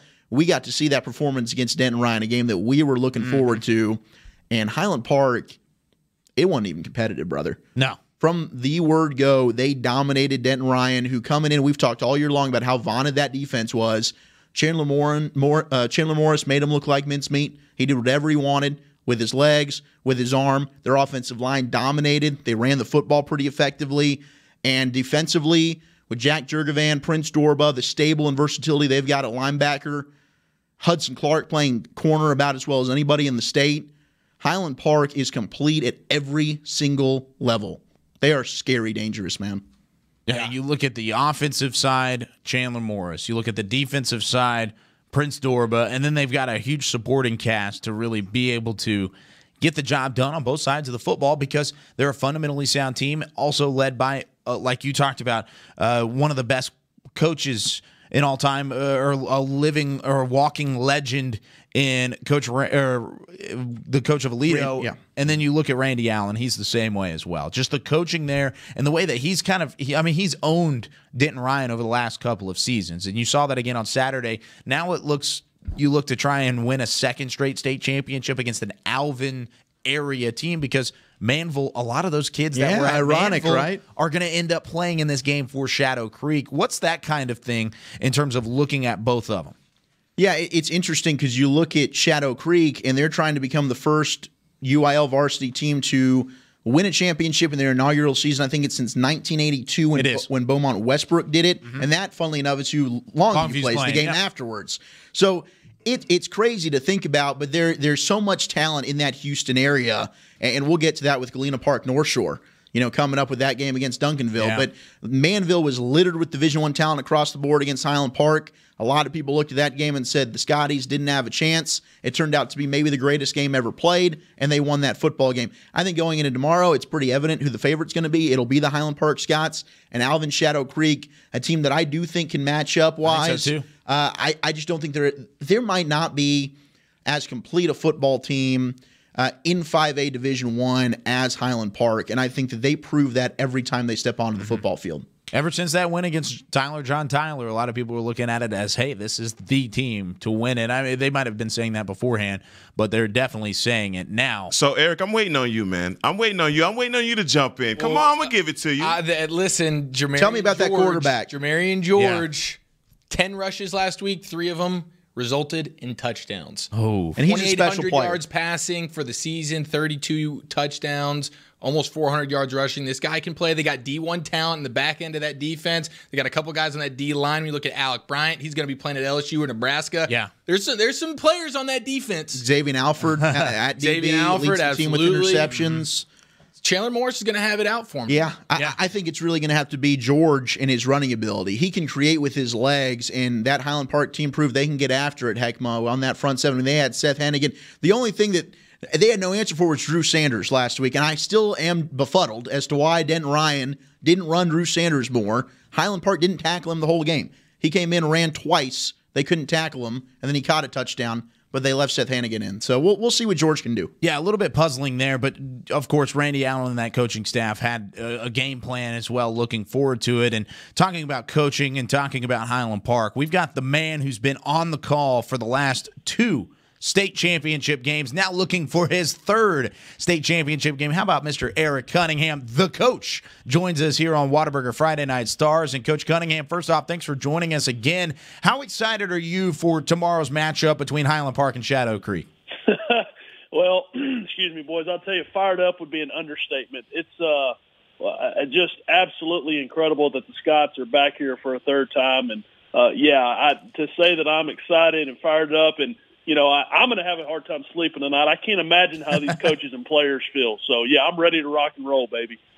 Hey, Coach Cunningham, this is Heckma Harrison here. Now, I'm used to asking Miles Dunklin these really hard questions, but you're my victim tonight, so I got something for you, all right? Well, bring it on, baby. I love it. Let's do it. Look, man, so the thing about it that but working with these brilliant guys on the show, it makes you do a lot of research on teams, and so I want to know, speak my truth and know where I'm coming from on this. Now, for the last 3 years, Highland Park has literally been in a hunted position because they have been playing some really tough teams and everyone has doubted them in winning those games. But now they are the hunter.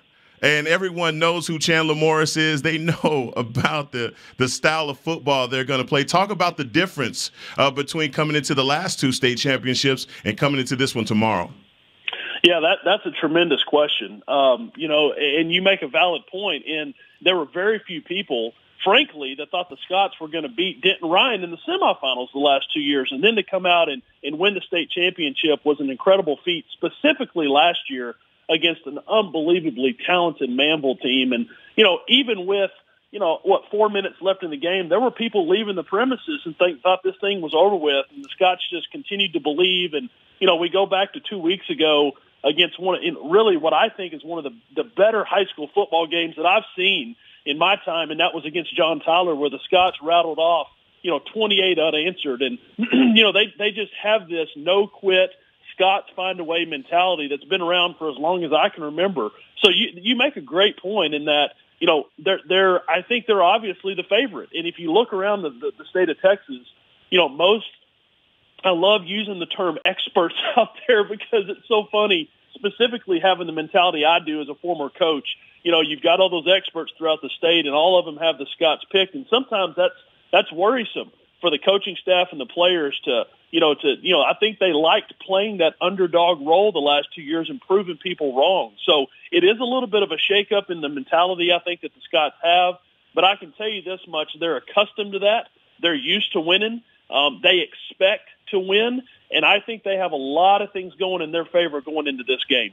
Coach, what kind of challenge is that Shadow Creek defense, only giving up 15 points per game? They got 4-star defensive lineman Alec Bryan on that D-line, bunch of D1 recruits in that back end, including Xavier Alford. What kind of challenge does that defense bring for Chandler Morris in that offense? Well, they're fast. They're big, they're fast, and they've got a great secondary. They've got a big secondary. And when you face that athleticism, again, guys, and I keep pointing back to that Manville game, but, it's just ironic that they're coming from the same school district in Alvin ISD and, a lot of the same type-looking athletes. And, they do pose a threat and a challenge. They're big up front. Again, guys, you don't win every game in your season and play for a district championship if you're not very talented in all 3 phases. But these guys really, when I watch the film on them, my goodness, they are really, really good defensively. But I can promise you, I don't think they've seen an offense that's clicking and playing as well as this Highland Park offense is. Let's look back to last week against Denton Ryan. And, Zach, you had the pleasure of, matter of fact, I got big shoes to fill coming back into the booth, brother. I think you might have been up there with Miles, and you did a tremendous job. But, guys, look back on that game, and really, the Scots were only stopped twice, and one time they stopped themselves with a pick in the end zone. They are clicking on all cylinders. And so, across the board, the fact that the Scots are running the ball, well, to where you at least have to respect that.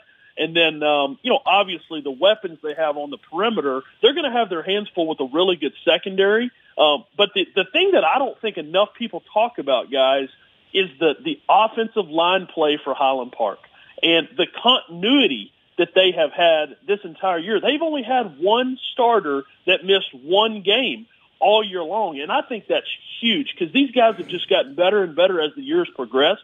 So for me tomorrow, I'm really going to watch in the trenches to see, who wins that battle up front, because I think that's going to be really important. And the one name I haven't mentioned in this sequence now, and I'm sure you guys are getting to it, is Chandler Morris.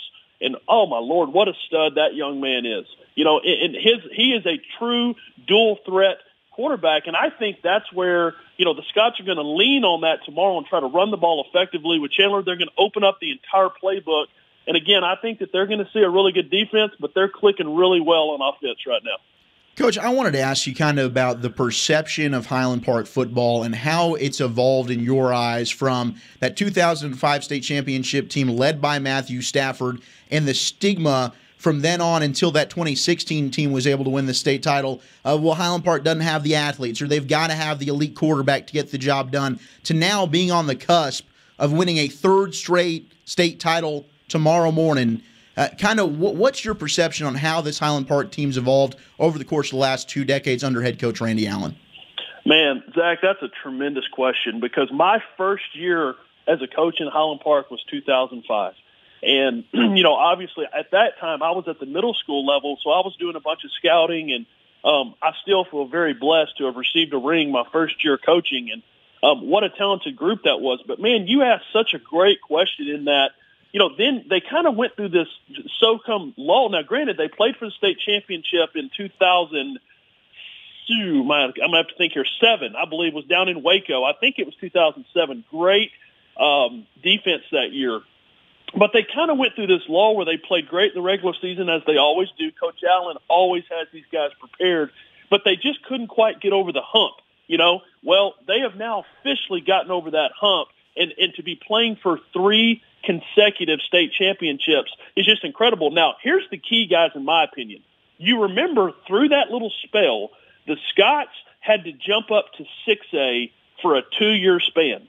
And I think that was huge for the Highland Park Scots to be the smallest school at the 6A classification, and to get in there and fight and battle and scrap and claw and know that they could play with those big boys. And then Coach Allen has scheduled those big boys in the non-district schedule with Rockwall, Mesquite, Horn, teams like that are big, they're physical, they're good. And I think it's prepared the Scots to get over the hump, to be able to achieve something that is just absolutely incredible. And the term that I like to use here is they really have established a true dynasty, because the bottom line here, guys, is the tradition is there. We all know that. It's such a rich tradition.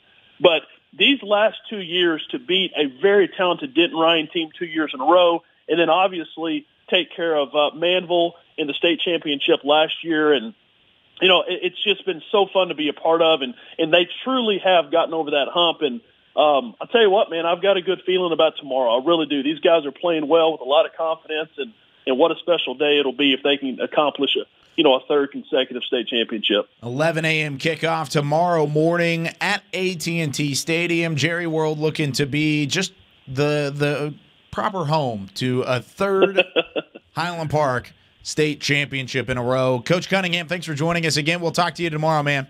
All right, sounds good, fellas. Thanks for all you guys do for high school football. Absolutely. We love doing it, and we love talking to Coach Cunningham, and he's always got great insight of knowledge of really even the past years of Highland Park and that organization. Love having him on, and what a day that's going to be tomorrow. Yeah, tomorrow is a big matchup. You talked about the athleticism of their team in complete – they're as athletic as John Tyler is coming into tomorrow's game. Oh yeah, and they're gonna put up some points as well. The one thing that you have seen over time now with the run that Highland Park is making, that they're not going to get rattled. There's not going to be a situation that's going to be too big for them, and that comes down to just their coach. Most teams, and you've been around football long enough, you know that teams are a reflection of their leadership, their head coach, and Coach Allen.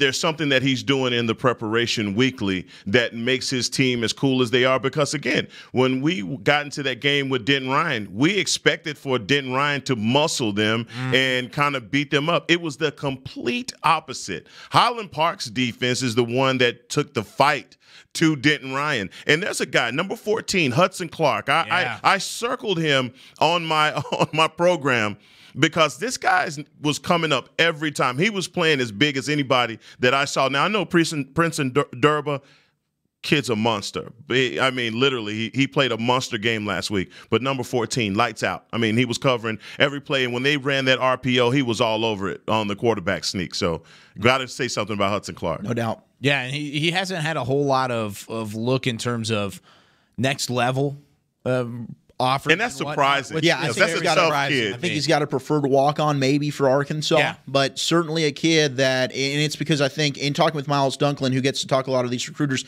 they look at Highland Park and some of these kids and they think they've kind of maxed out their potential. They've kind of peaked. No. Hudson Clark, you look at Finn Corwin, some of these other players that don't have the big-time recruiting offers outside of Morris and Dorba, man, these kids can just flat out ball. Yeah. And colleges need to take some notice. I completely agree. Could not agree more. Now, Coach talked about the big boys in terms of 6A, and one of the reasons why Highland Park's so successful is because they play up whenever they play in non-district. They play a little bit of those Rockwalls, those 6A teams. Well, somebody that's in Rockwall's division that's still alive or district that's still alive, how about the Longview Lobos? We talked about Mr. Matthew McConaughey starting this hour and how pumped up we were of Matthew McConaughey, but his Lobos have a chance to win that elusive state championship tomorrow in front of 70,000 of their closest friends, because that entire section, not only of the city, but the state of Texas, all of East Texas is going to be out tomorrow, and it's going to be a fun one to watch. Longview versus Westbrook. That is correct, man. 15-0 Longview, 28-2 in their last 2 seasons. This is their 5th state title appearance. Last one was in 2009, but they haven't won the sucker in 81 years. The whole city's coming out to finally see the streak broken, baby. Absolutely. All of East Texas will be there. It is the 3rd postseason matchup in 3 years between these two teams. Westbrook won by 1 point, 34-33, back in 2016. Last year, Longview gets the 42-21 dub. This is the rubber match in Beaumont Westbrook. Hey, listen, they're coming to play. They've lost 2 games this year, one of which was to a North Shore team that we're going to get to here shortly, but we know that team is one of the best teams we've seen in quite some time. Last week, they beat a Austin Westlake team that was only giving up 7 points per game. They put up 35 on them. All right, so this Westbrook team is not going to lay down. They're a big play offense. They got a senior quarterback who's a dual threat guy, 3-year starter, Laravian Elia. This dude, man, over 2,000 yards passing, 22 touchdowns, and he's second on the team with almost 800 rushing yards. They can run the ball. They can throw the ball, 460 yards a game, 255 on the ground, 45 points a game. I mean, these guys come to play. They got a receiver, Thad Castle Johnson, 1,000 yards, 10 touchdowns. He can really take the top off of defense. And they got a trick play guy in Deontay Thompson with 10 touchdowns. So, listen, these guys come to play. Their defense is good. They only give up 25 points a game, the exact same amount as Longview gives up, and they got 31 takeaways on the season. So, this should be quite a fun matchup. And you're talking about a Longview team who, over the last 2 weeks, has struggled to throw the football. Yeah. Now, last week, I know they had a big lead, and that plays into it, but less than 100 yards passing each of the last 2 games with a quarterback in Haynes King who's getting offers from everybody. So that's a little bit surprising, but this is a Longview team that we've been following for a while. We know the kind of season they've had, undefeated. I still would expect them to win, but this is a Westbrook team that's absolutely coming to play. Yeah, you see the Texcosa hook and ladder play a couple King extra Doru. times because that game got really close right up at the end, but really for the most part, Longview dominated that football game all the way up until the very end. And Texcosa, credit to them, they did not keep really that domination for long because Longview definitely had their work cut out for them in that 4th quarter. But you look at the Lobos and the way that they've played this season, but I like what you said, Eric, about Westbrook. This is no slouch of a Westbrook team, and nobody you're going to run into in a state championship can be classified as so, but even though there's 15-0, 13-2, this is definitely a Westbrook team that can take down Longview if the Lobos aren't careful. And they've got a pair of UNT commits at wide receiver and Damon Ward and Deontay Simpson. Simpson 10 touchdowns on the year, and then your boy Thad Johnson.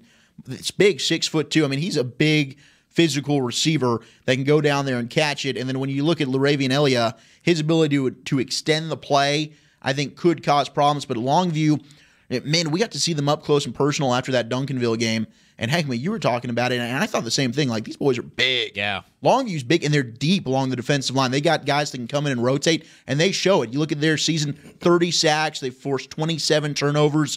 Longview defensively, I think that's going to be an excellent matchup versus that Westbrook Bruin offense that is very prolific. And we've talked about the Lobos so balanced offensively. Yeah. When you look at Haynes King, and he hasn't even done it through the air the last couple of weeks. Exactly. I mean, Eric, to your point, he's been really held in check, but he hasn't needed to because that running game has been so strong. But if they get into a situation, and it might come against Westbrook with the ability the Bruins have to put up points, if Haynes King needs to push the ball down the field, I have no doubt that quarterback who was recently named first team All AP in the state of Texas has the ability to go out there. When you look at 40 touchdowns through the air to just 3 interceptions this season, wow, he is an extremely efficient and intelligent quarterback, and he doesn't need to put up the stats to win. That's the best thing about Haynes King. He just wants success for his football team, but if he needs to step up, he can do it. Yeah, and I think this is a game where he's going to have to, right, Heckma? Yeah, I mean, Haynes King is one of the most impressive human beings you'll ever see live. Yeah. That's for sure. Big old kid. The Lobos had a big old team, and when they came out of the tunnel, that's when I looked right over at you and said, woo. Yeah, you probably saw Marcus Williams, all offensive tackle going to ECU. These are Jesse Anderson's a big back. Oh, Jesse Anderson. And the thing about it, guys, and this is going to be my challenge. This is my personal challenge next season. Fred, please take me back next season. Trust me, you've earned a spot. All right, thank you. You know, what happens is we spend so much time talking about these North Texas teams, the ones that we know. And Professor Matt Diggs, I don't know this guy, but I follow him on Twitter. He is a guy that will get into an argument with you about any high school team because he knows his stuff. And he's always pointing at people like, you don't know nothing about these guys. You only know about your guys. And what these kids down in Beaumont and that area, they play a very fierce schedule. Those Channel View teams, all those oil and gas cities down there, but those oil and gas pockets, play some big-time football. And because we don't know about the Bruins, don't mean they ain't kicking up dust. And they coming in with a team just as big as the Lobos. Mm-hmm. And the teams that they've lost to are all guys that are showing up in the state championship. So, look, I know that we understand that these guys are pretty big and they're doing a good job. But, hey, man, this is going to be a tough challenge for the Lobos. So you're picking Westbrook is what you're saying? No.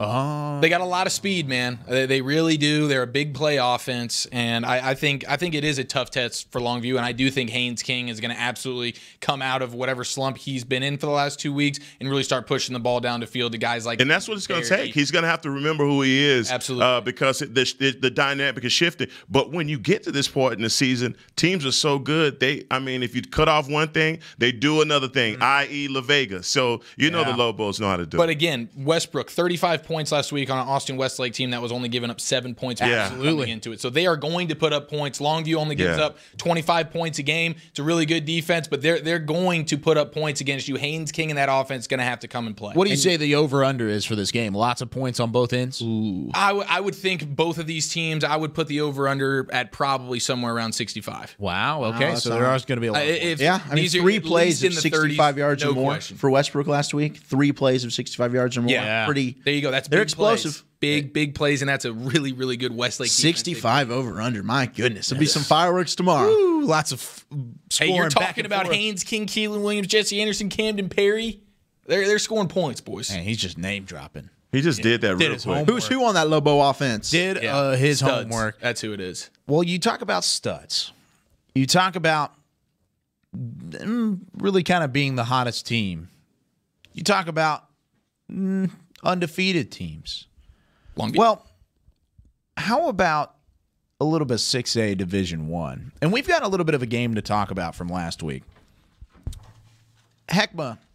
Yes, sir. Week 1 of the season, what were one of the things you said about this Duncanville team in the blue? I said that they match up really well, and I think I found the team that can do it. Okay. Zach Wolchuk, who did you say was your state championship week 1 of the season? That would be the Duncanville Panthers. Okay.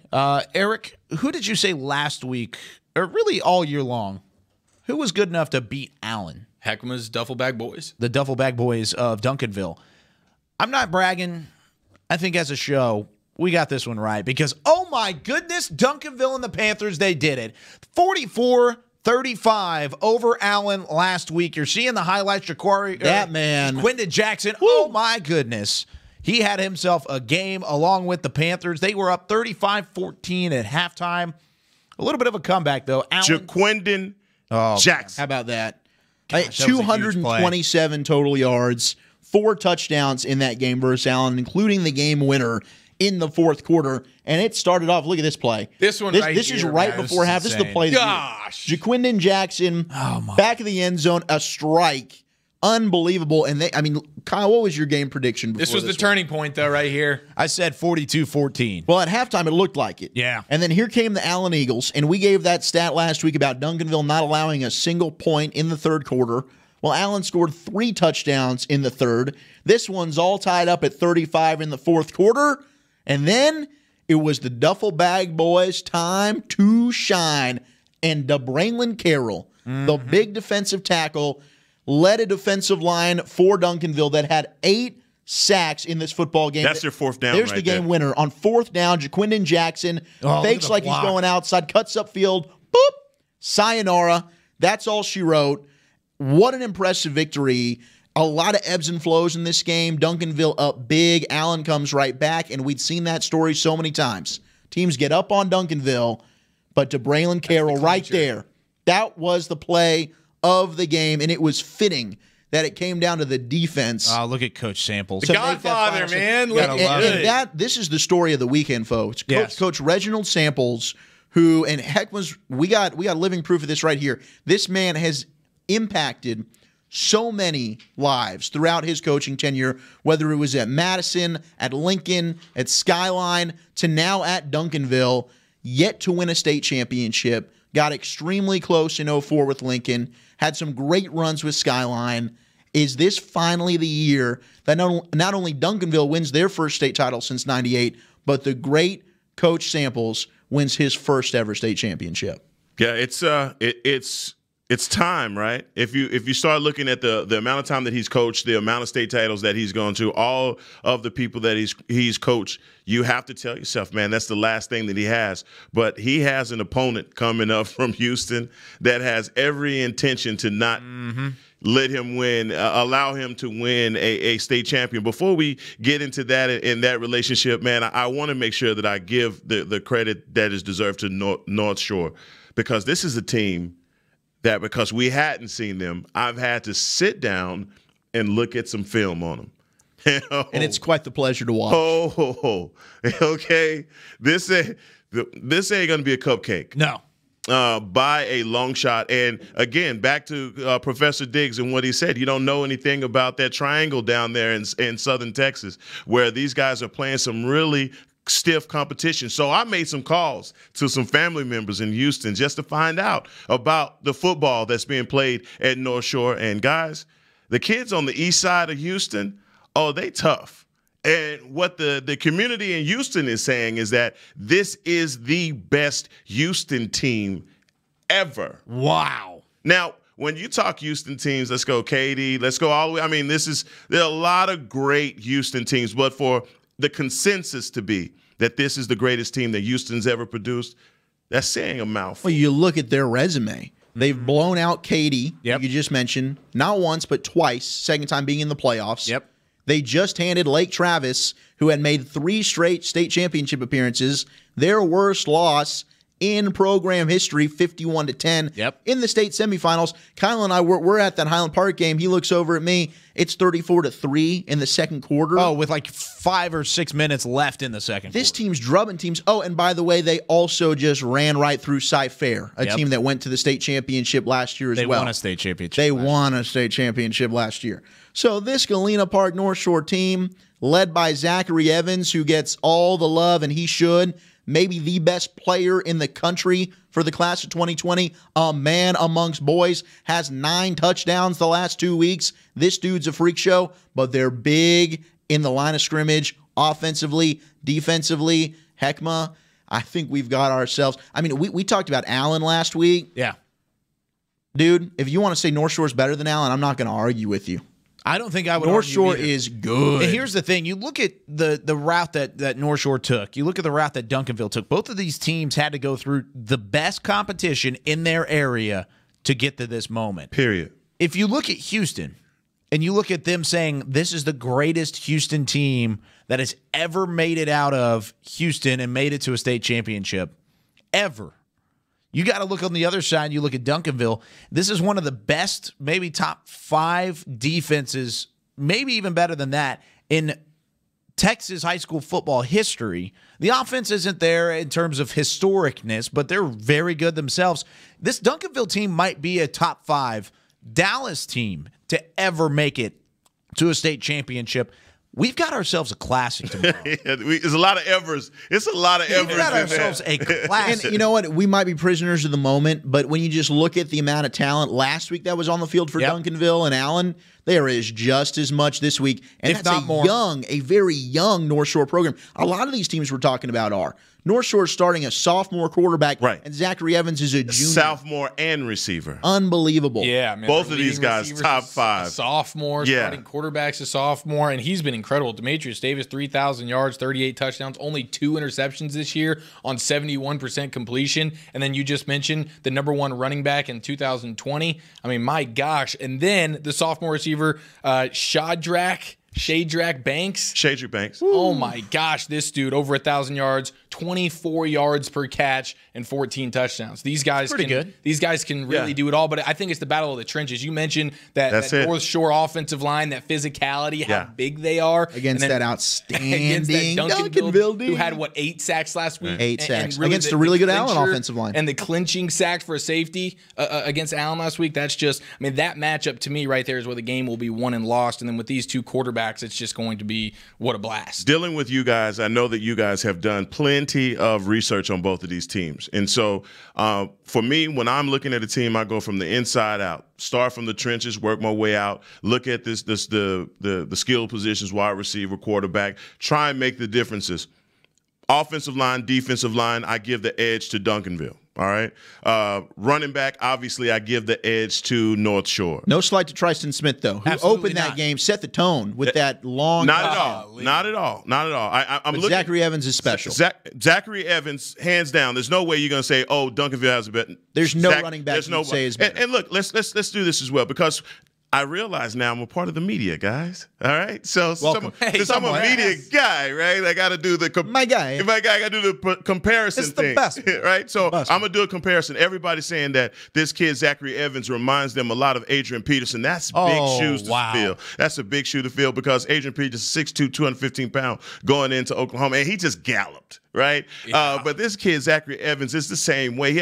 But he's a little bit lower to the ground, but still same build. You can tell he's going to be a cockstrong guy all the time, But he has every gear imaginable. He'll run past you, he'll run over you, he'll leave your spat at the 30. That's just the way that it happens. The difference in this game for me, after I look at every intangible that can possibly happen, number 3, Jaquindon Jackson. What answer does North Shore have for Jaquindon Jackson? Because Jaquindon Jackson last Saturday took Allen to church. I mean, he passed the collection plate. It was a service. It was a service going on. And when you got to that 4th down and 2, and he broke for that long 40-yard stride, untouched. And it was crazy because everybody in the stadium knew that number 3 was keeping the football. And I think Allen, it was just a great vision play by him, and just the football IQ to know, all right, we've been hitting these guys by trying to hit the outside and get to the corner. Cut back. It didn't work last time. I'm going to put my foot in the ground, and he cuts right up the field and outruns everybody. I mean, Jaquindon Jackson, I'll say he missed some throws. If there's one knock on the kid, he needs to improve his accuracy, and he needs to make some throws on. He had some wide open targets. And he just fastball. Everything's a fastball. But man, in terms of his running ability, as good as that North Shore defense is, you're right. I can't say that they have an answer for Jaquindon Jackson. And that touchdown throw though he had last week as well, that was special. To his left right there before half. Holy! And I compared, seeing him up close and personal, and wearing the same jersey number certainly helps. But he does remind me a lot of Sean Robinson, who won a state championship 2 years ago with DeSoto. Just transferred from TCU to Missouri. They both were quarterbacks where they'd make some throws where your jaw drops, but then they'll miss some, and you think to yourself, what is that? What's going on? Just take over games with their legs, and that's Jaquindon Jackson. Now, another matchup last week, and not to harp on this in this game, and Allen, you guys were absolutely fantastic and have dominated, and we have to say something about the dynasty that they had, but no one ever really cries for Goliath, right? So no one's crying for Allen, but those guys put a lot of work into being as good as they were. Chuck, don't say nothing. All right. And so I just want to talk about the matchup between EJ Adoma Ogar and DeBraylon Carroll. 2 guys that, if I have it my way, they will definitely meet at the next level. But DeBraylon Carroll, when you talk about Duncanville's defense, there is a who's who. There's a guy at every position that you can say, That's a Division I player. Alex Brown, Marquez Beeson, the kid with the gold watch, man. I cannot believe Can you believe that? We're sitting there on the sideline. He plays with a gold watch. Marquez Beeson plays with a gold watch. On his left wrist. I can't believe it. Plays with the whole game. Hey, you look good, you play good. It's a power move. That's a power. It was. But I'm saying every position you look at it, that's a kid that could play at the next level just because of how aggressive and how fast everybody plays at every position. But number 55, DeBraylon Carroll, this kid is. I mean, let's compare him to somebody. I don't know. I mean, he's 6 foot 6'1", 300 pounds. He's very nimble. You know, the defensive line they played for the Indianapolis Colts a long time ago. I think it was Simon or something. Simeon Rice? Not Simeon Rice. Something Simon. He was from Florida State. I forget his name, but either way, Corey Simon, maybe? Is it Corey Simon? Corey Simon. That is exactly what his name is. That's what he reminded me of. Very low center of gravity, always going up the field. Just a nightmare for big guards and tackles, because he's always getting leverage on him. Again, he's taking his hands, he's yanking guys. It's like a Geno Atkins. Man, it's just, God, I loved it. This is going to be 7 o'clock tomorrow at AT&T Stadium. That's where you want to be. Yeah. That's going to be an unbelievable football game. We hyped up Allen Duncanville all season long, but we didn't really look at North Shore early in the year and said, hey, Duncanville, North Shore, this is going to be a game.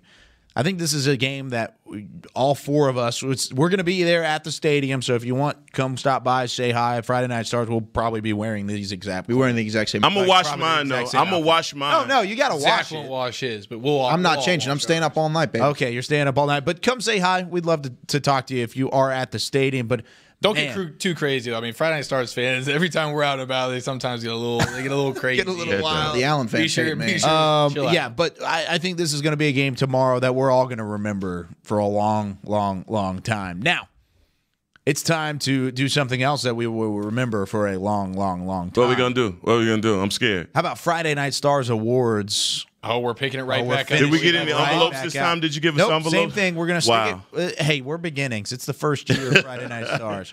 So we're going to start things off, and I'm actually going to lead things off with Defensive Player of the Year. And the Defensive Player of the Year. Heck, I might just announce all of them. Let's take a look at the nominees for Defensive Player of the Year for Friday Night Stars. Once again, these are voted on by everybody in our crew and our reporters as well. How about tough. Brian Williams? Oh, man. Wow. Done, and the state champions. Chris Thompson Jr. Yeah, how about Chris Thompson? Man, I can't believe Stephen Parker didn't make it. That's that a list of who's who. Anthony Orgy also not on the list. Yeah, we left off some good ones, but it was a great year for defensive players. It really was. And Braylon Brooks, I'm glad he's up there because Saxe didn't get a whole lot of love after they lost early in the playoffs, but that Saxe team defensively was as good as they come, and Braylon Brooks was a big-time reason for that. Now, I do want to remind everybody that last week we did do Hit of the Year, and Chris Thompson won Hit of the Year with his hit on T.J. McDaniel in the... Chris Thompson is a dog. Oh, he's a dog. We'll see him tomorrow. He's Absolutely. a dog. He's still playing. So without further ado, the 2018 Defensive Player of the Year for Friday Night Stars is Chris Thompson, Duncanville, repeat winner. For Chris Thompson, first two-time winner. Yep, first two-time winner. I think that's a massive upset. How about this? Oh, let's look at it. Boom! There he is, coming across the middle. TJ McDaniel. Hi, I'm Chris. Hi. No chance. You think he said that while he was talking? Yeah, no, I got two sources confirm that for me. Man, boy, Chris Thompson do that all night long, and that's everybody. Wait, one more time. Who's got the gold watch? Boom! Dang. Those votes came in at the right time for him. Yeah, they did. My goodness. Absolutely. Yeah, that was definitely maybe a prisoner of the moment situation. It may have been, but he definitely won it. He's a great player, great year all the way beginning. Had a big interception last week against Allen. He did, and he's been the leader for that Duncanville Duffelbag Boys group all year long, so definitely well-deserving. Now, let's go to Offensive Player of the Year. Lots of great candidates as well for this one, but we had to narrow it down to 3. We've got Chandler Morris, the man at the helm for the Highland Park Scotties. Theo Weiss, the stud wide receiver commit to Oklahoma coming out of Allen. And then TJ McDaniel, the future SMU Mustang, who just took that hit from Chris Thompson. Got up like a champ. Oh, Heckma's channeling his inner genie. Who do you think this one's going to be? Got a good feeling about it? I got a hunch. Got a hunch. This is all based off of voting and also based off a point system, so it's not rigged. Cool. Let's go. And all the points count the same. Your vote doesn't count more than my vote, and vice versa. Heckma voted about 10 different times. Yeah, he did. So it's he really not did rigged for sure. It is not rigged for sure. Okay. All right, Eric. It's good for Chris Thompson. Who is it's it? Also good for our Friday Night Stars Offensive Player of the Year, Mr. Theo Wease. What? Surprise, Half ladies and gentlemen. the law and the law firm. Half of the law firm, correct? There he is. For the Allen Eagles going to Oklahoma. A complete stud. And Theo, we still put on a show against Duncan. Yeah, he did. Yeah, he did. Should have been first team All State. Not sure what the problem was there. He wasn't first team All State. No, he was second team. Oh, that's What? yeah, that's Yeah. wrong. Well, that's Yeah. all right because we That's made up flat out for it. wrong. You Yeah. disqualify An even better yourself. award as a Friday Night Stars Whoever, Offensive Player. Yeah, you disqualify yourself on that one. Congratulations, Theo. And all the Weeses. Whoever voted that, yeah, that's flat out wrong. He was unbelievable this He year. wasn't on my top 3 ballot. No, well, That is absolutely surprising. well, he was on plenty of people's top 3 ballots. Walchuk only had Chandler Morris, Benner Page, and Finn Cooley.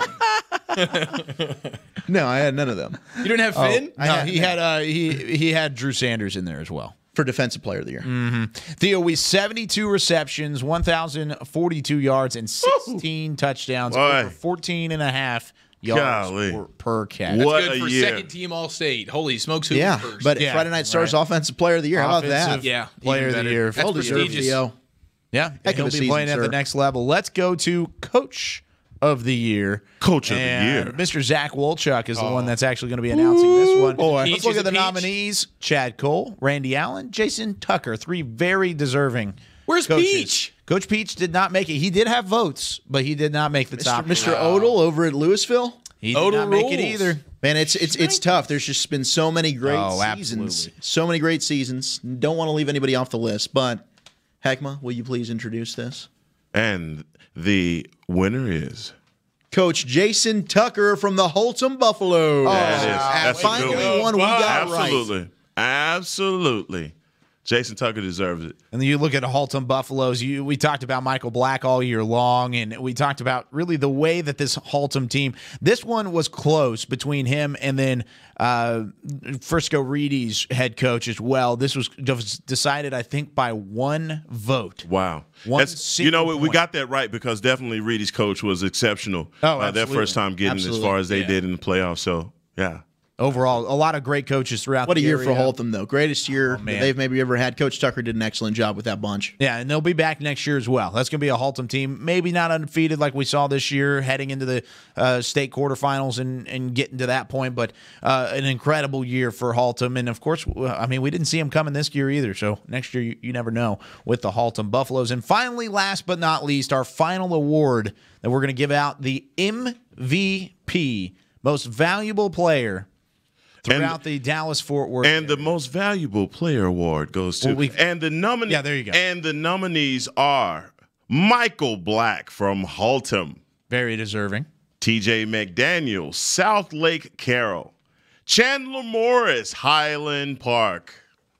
This is going to be a fun one because you look at all 3 of these guys, and these guys are the team. Well, where's Caden Davis on this list? Oh, he's not up. Did He just won the miss Special the Teams cut? Award. Yeah, Special Teams Player of the Year. Friday Okay, Night good. Stars, we yeah. must announce that during the week. Oh yeah. It was Maybe social media. Okay, Yeah, it good. was deleted since then. But yeah, so if you go back and Congrats. look at it, it's not on there. Congrats, Caden. You're gonna have a great Caden Davis career got it. But as an Aggie. All right, you guys terms of ready? You guys MVP. ready for the MVP? Sure. The most valuable player of the year Johnny goes Rogers. to Chandler Morris. You're our first ever MVP, Chandler. Who would have thunk it? Well, that's well deserved. Well deserved. What the kid put on the show all year long. Chandler Morris, I am so happy to announce you as MVP of Friday Night Stars, sir. And one of the big things, you look at not only how well he has played and what the numbers he's put up. Yes, they've been gaudy. Yes, he's been absolutely astounding. But the shoes he had to fill were quite possibly the biggest shoes to fill in the entire state of Texas. And John Stephen Jones, and he not only filled those shoes, but man, he's made plays like that one. He made plays like he did against Tyler John. Yeah, Tyler. that was really a coming out party there. I mean, 4,380 total yards, 63 Quite a bit. total touchdowns. Unconscious. Unbelievable. He's one of the best. I mean, right there among anybody in terms of best quarterback, best offensive player, period, in the state of Texas. Yeah, and the way he's able to do it on the ground as well, people don't realize because he throws the ball like he's already should be playing on Saturdays. He runs the ball incredibly well. 632 yards and rushing. Only a junior. 20 touchdowns on the ground. Well, the one thing that I trust about him is that he's a coach's kid, and the coach's kids obviously always perform well. And he's just a born leader. You could tell everything about the kid in those last minutes of every game. He's very commanding. He did that against John Tyler, and he just put a beating on Denton Ryan last week. Got the clutch gene. Yeah, he definitely does. Now, talking about the clutch gene and talking about one more order of business we've got to take care of. We've got some predictions to go to. Next year, I promise you, I'm not letting these guys get in my head at all. Oh, you had it happen. I'm glad you admitted it. However, great job, before we go, great job, buddy. Yeah, we got his head. Chalk. Got a little real estate in there. Before we go to predictions, before you guys lose your mind, let's take a look inside the Ford, or not the Ford Center. We're used to going to the Ford Center. Let's go to AT&T Stadium. It's not the prettiest sight in the world, but that is, if you're an Aledo Bearcats fan, Aledo wins another state championship as they take down Fort Bend Marshall in a big-time win. And Aledo and the Bearcats continue their number winning 44 ways. right there, Colt Ellison. He's their TCU defensive line committee. Yeah, he's incredible. He's been out for most of the season. They did it without him. Great season for the Buffs of Fort Bend Marshall. They do fall in this one, though. Aledo just way 55-19, Aledo. And they've done it. 8 state championships, a record-tying victory for the Bearcats. Unbelievable. And of course, you look at the winning ways of Aledo and what they've been able to do. Not only 8 state championships, but those 8 state championships have come in how many years, Zach? They've won 7 in the last 10. That's unbelievable. That is a complete. You want to talk about a dynasty? Dominant dynasty. And they've been there, 8 of those 10 years? Yeah. Yeah, that is the definition, by definition, right? A dynasty. Unbelievable. 55-19. But we're running out of time, so it's time to get to some pick'ems. And we talk about teams that have been really on fire. How about our team being on fire in terms of predictions? Over the last 2 weeks, we've predicted 10 games. So the state quarterfinals, state semifinals, we've predicted 10 games. Mr. Zach Wolchuk has gone 9-1. Ooh, nice job, Zach. Eric Schiaffalo has gone 9-1. Oh, yes, sir. Yeah, baby. Myself has gone 9-1. Oh, yeah. Fire. How about that? 27-3 between the three of us. Heckma Harrison, you're not up at that level, but you were still 8-2. Well, it's pretty good. At least a fist bump for that. Hey, Heckma, atta boy.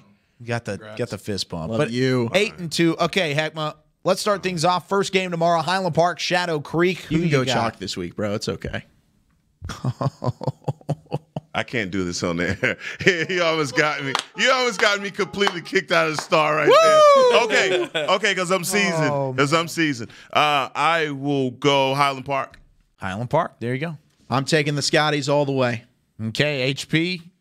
Eric. I love Sharks. I love Jamarian George, but I love all of these things. I love all of these things, but Highland Park just too dominant. The coaching, Chandler Morris, MVP, Friday Night Star of the Year. He proves it tomorrow. Highland Park gets the victory. I think I'm going to go with Highland Park here as well. I think it'll be a really good game. I don't think this is going to be a rollover game by any means. I think Highland Park makes this a football game, or not Highland Park, Shadow Creek makes this a football game late, but I think Highland Park's too strong. Moving on to Longview and Beaumont Westbrook. Eric, we'll start off with you in this one. Man, I think this is going to be a fantastic game. Haynes King needs to show up. They're going to have to put up some points because we know Westbrook can do that. I think they do it. I think Longview is just too well balanced. They're 15-0. They've been incredibly consistent. I think they get the victory, but it's a close game. Haynes King comes to perform. He hasn't shown up in the last 2 weeks. He does tomorrow.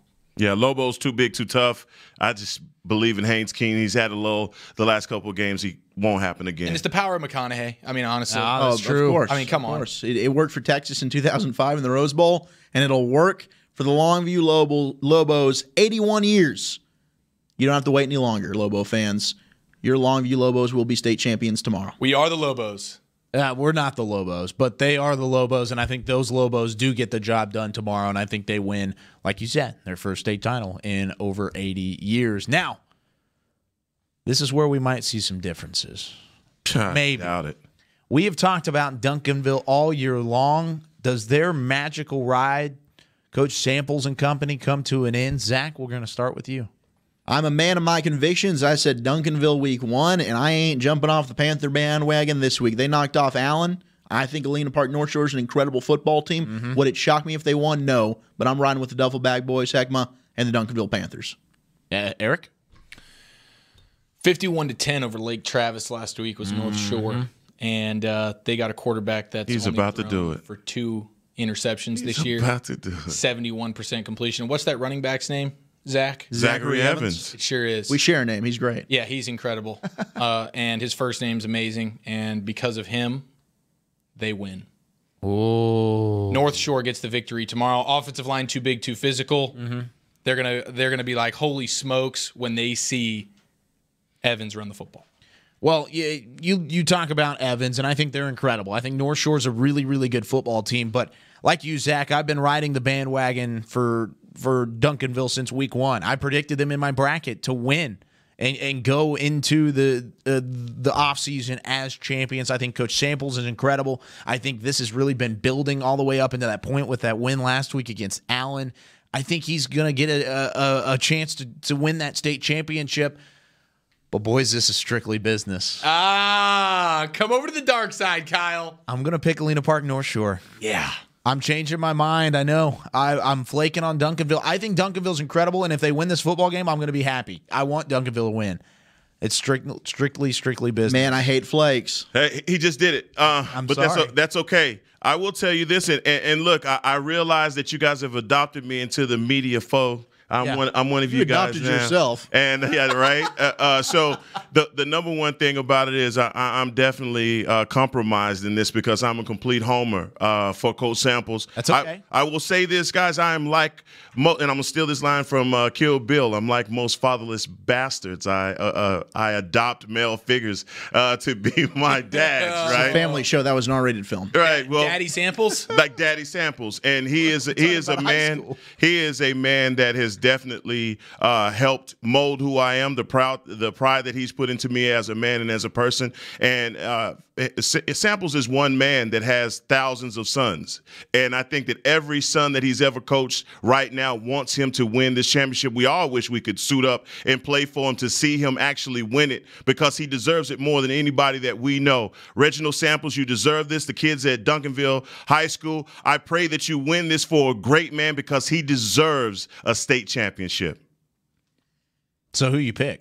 Duncanville. Oh, okay. Just want to make sure. I thought he was leaning North Shore there, man. Yeah. I thought he was picking Zachary Evans for a second. Did you really? No, not at all. I think you and I on this side of the table, we've gotten it all year, baby. Nothing's stopping that Panther magic this year. Yeah, I think Duncanville's incredible. I think North Shore's right there with him, but this is going to be a fun game nonetheless to be a part of. If you're at the stadium tomorrow, come say hi. We'll be there all day long starting. I mean, Zach, you and I are probably going to get there, like 9 a.m.? Yeah, probably early. Yeah, really early, bright and early. But you know what, boys? It's time to close the book on what is another great episode of Friday Night Stars. Hey, man, the true hero and the true MVP of Friday Night Stars. Chris Bean, baby. Absolutely. Our technical director. Oh, my gosh, Matt, what a year. Worth every penny. Killing it guys. for us. Matt Chance, Kent. thank you. Without All you of our boys, this wouldn't be a thing. How about the reporters out there getting the job done all year long, getting us Awesome great job, shots. guys. This has been one of the best times of my life. Adrian Jegish. Whataburger Friday Night Stars. But guess what? When Ashley we're done, Pickle. When we're back Frazier. on air, Guy Frazier. The stud muffin himself. boys, we have one more show.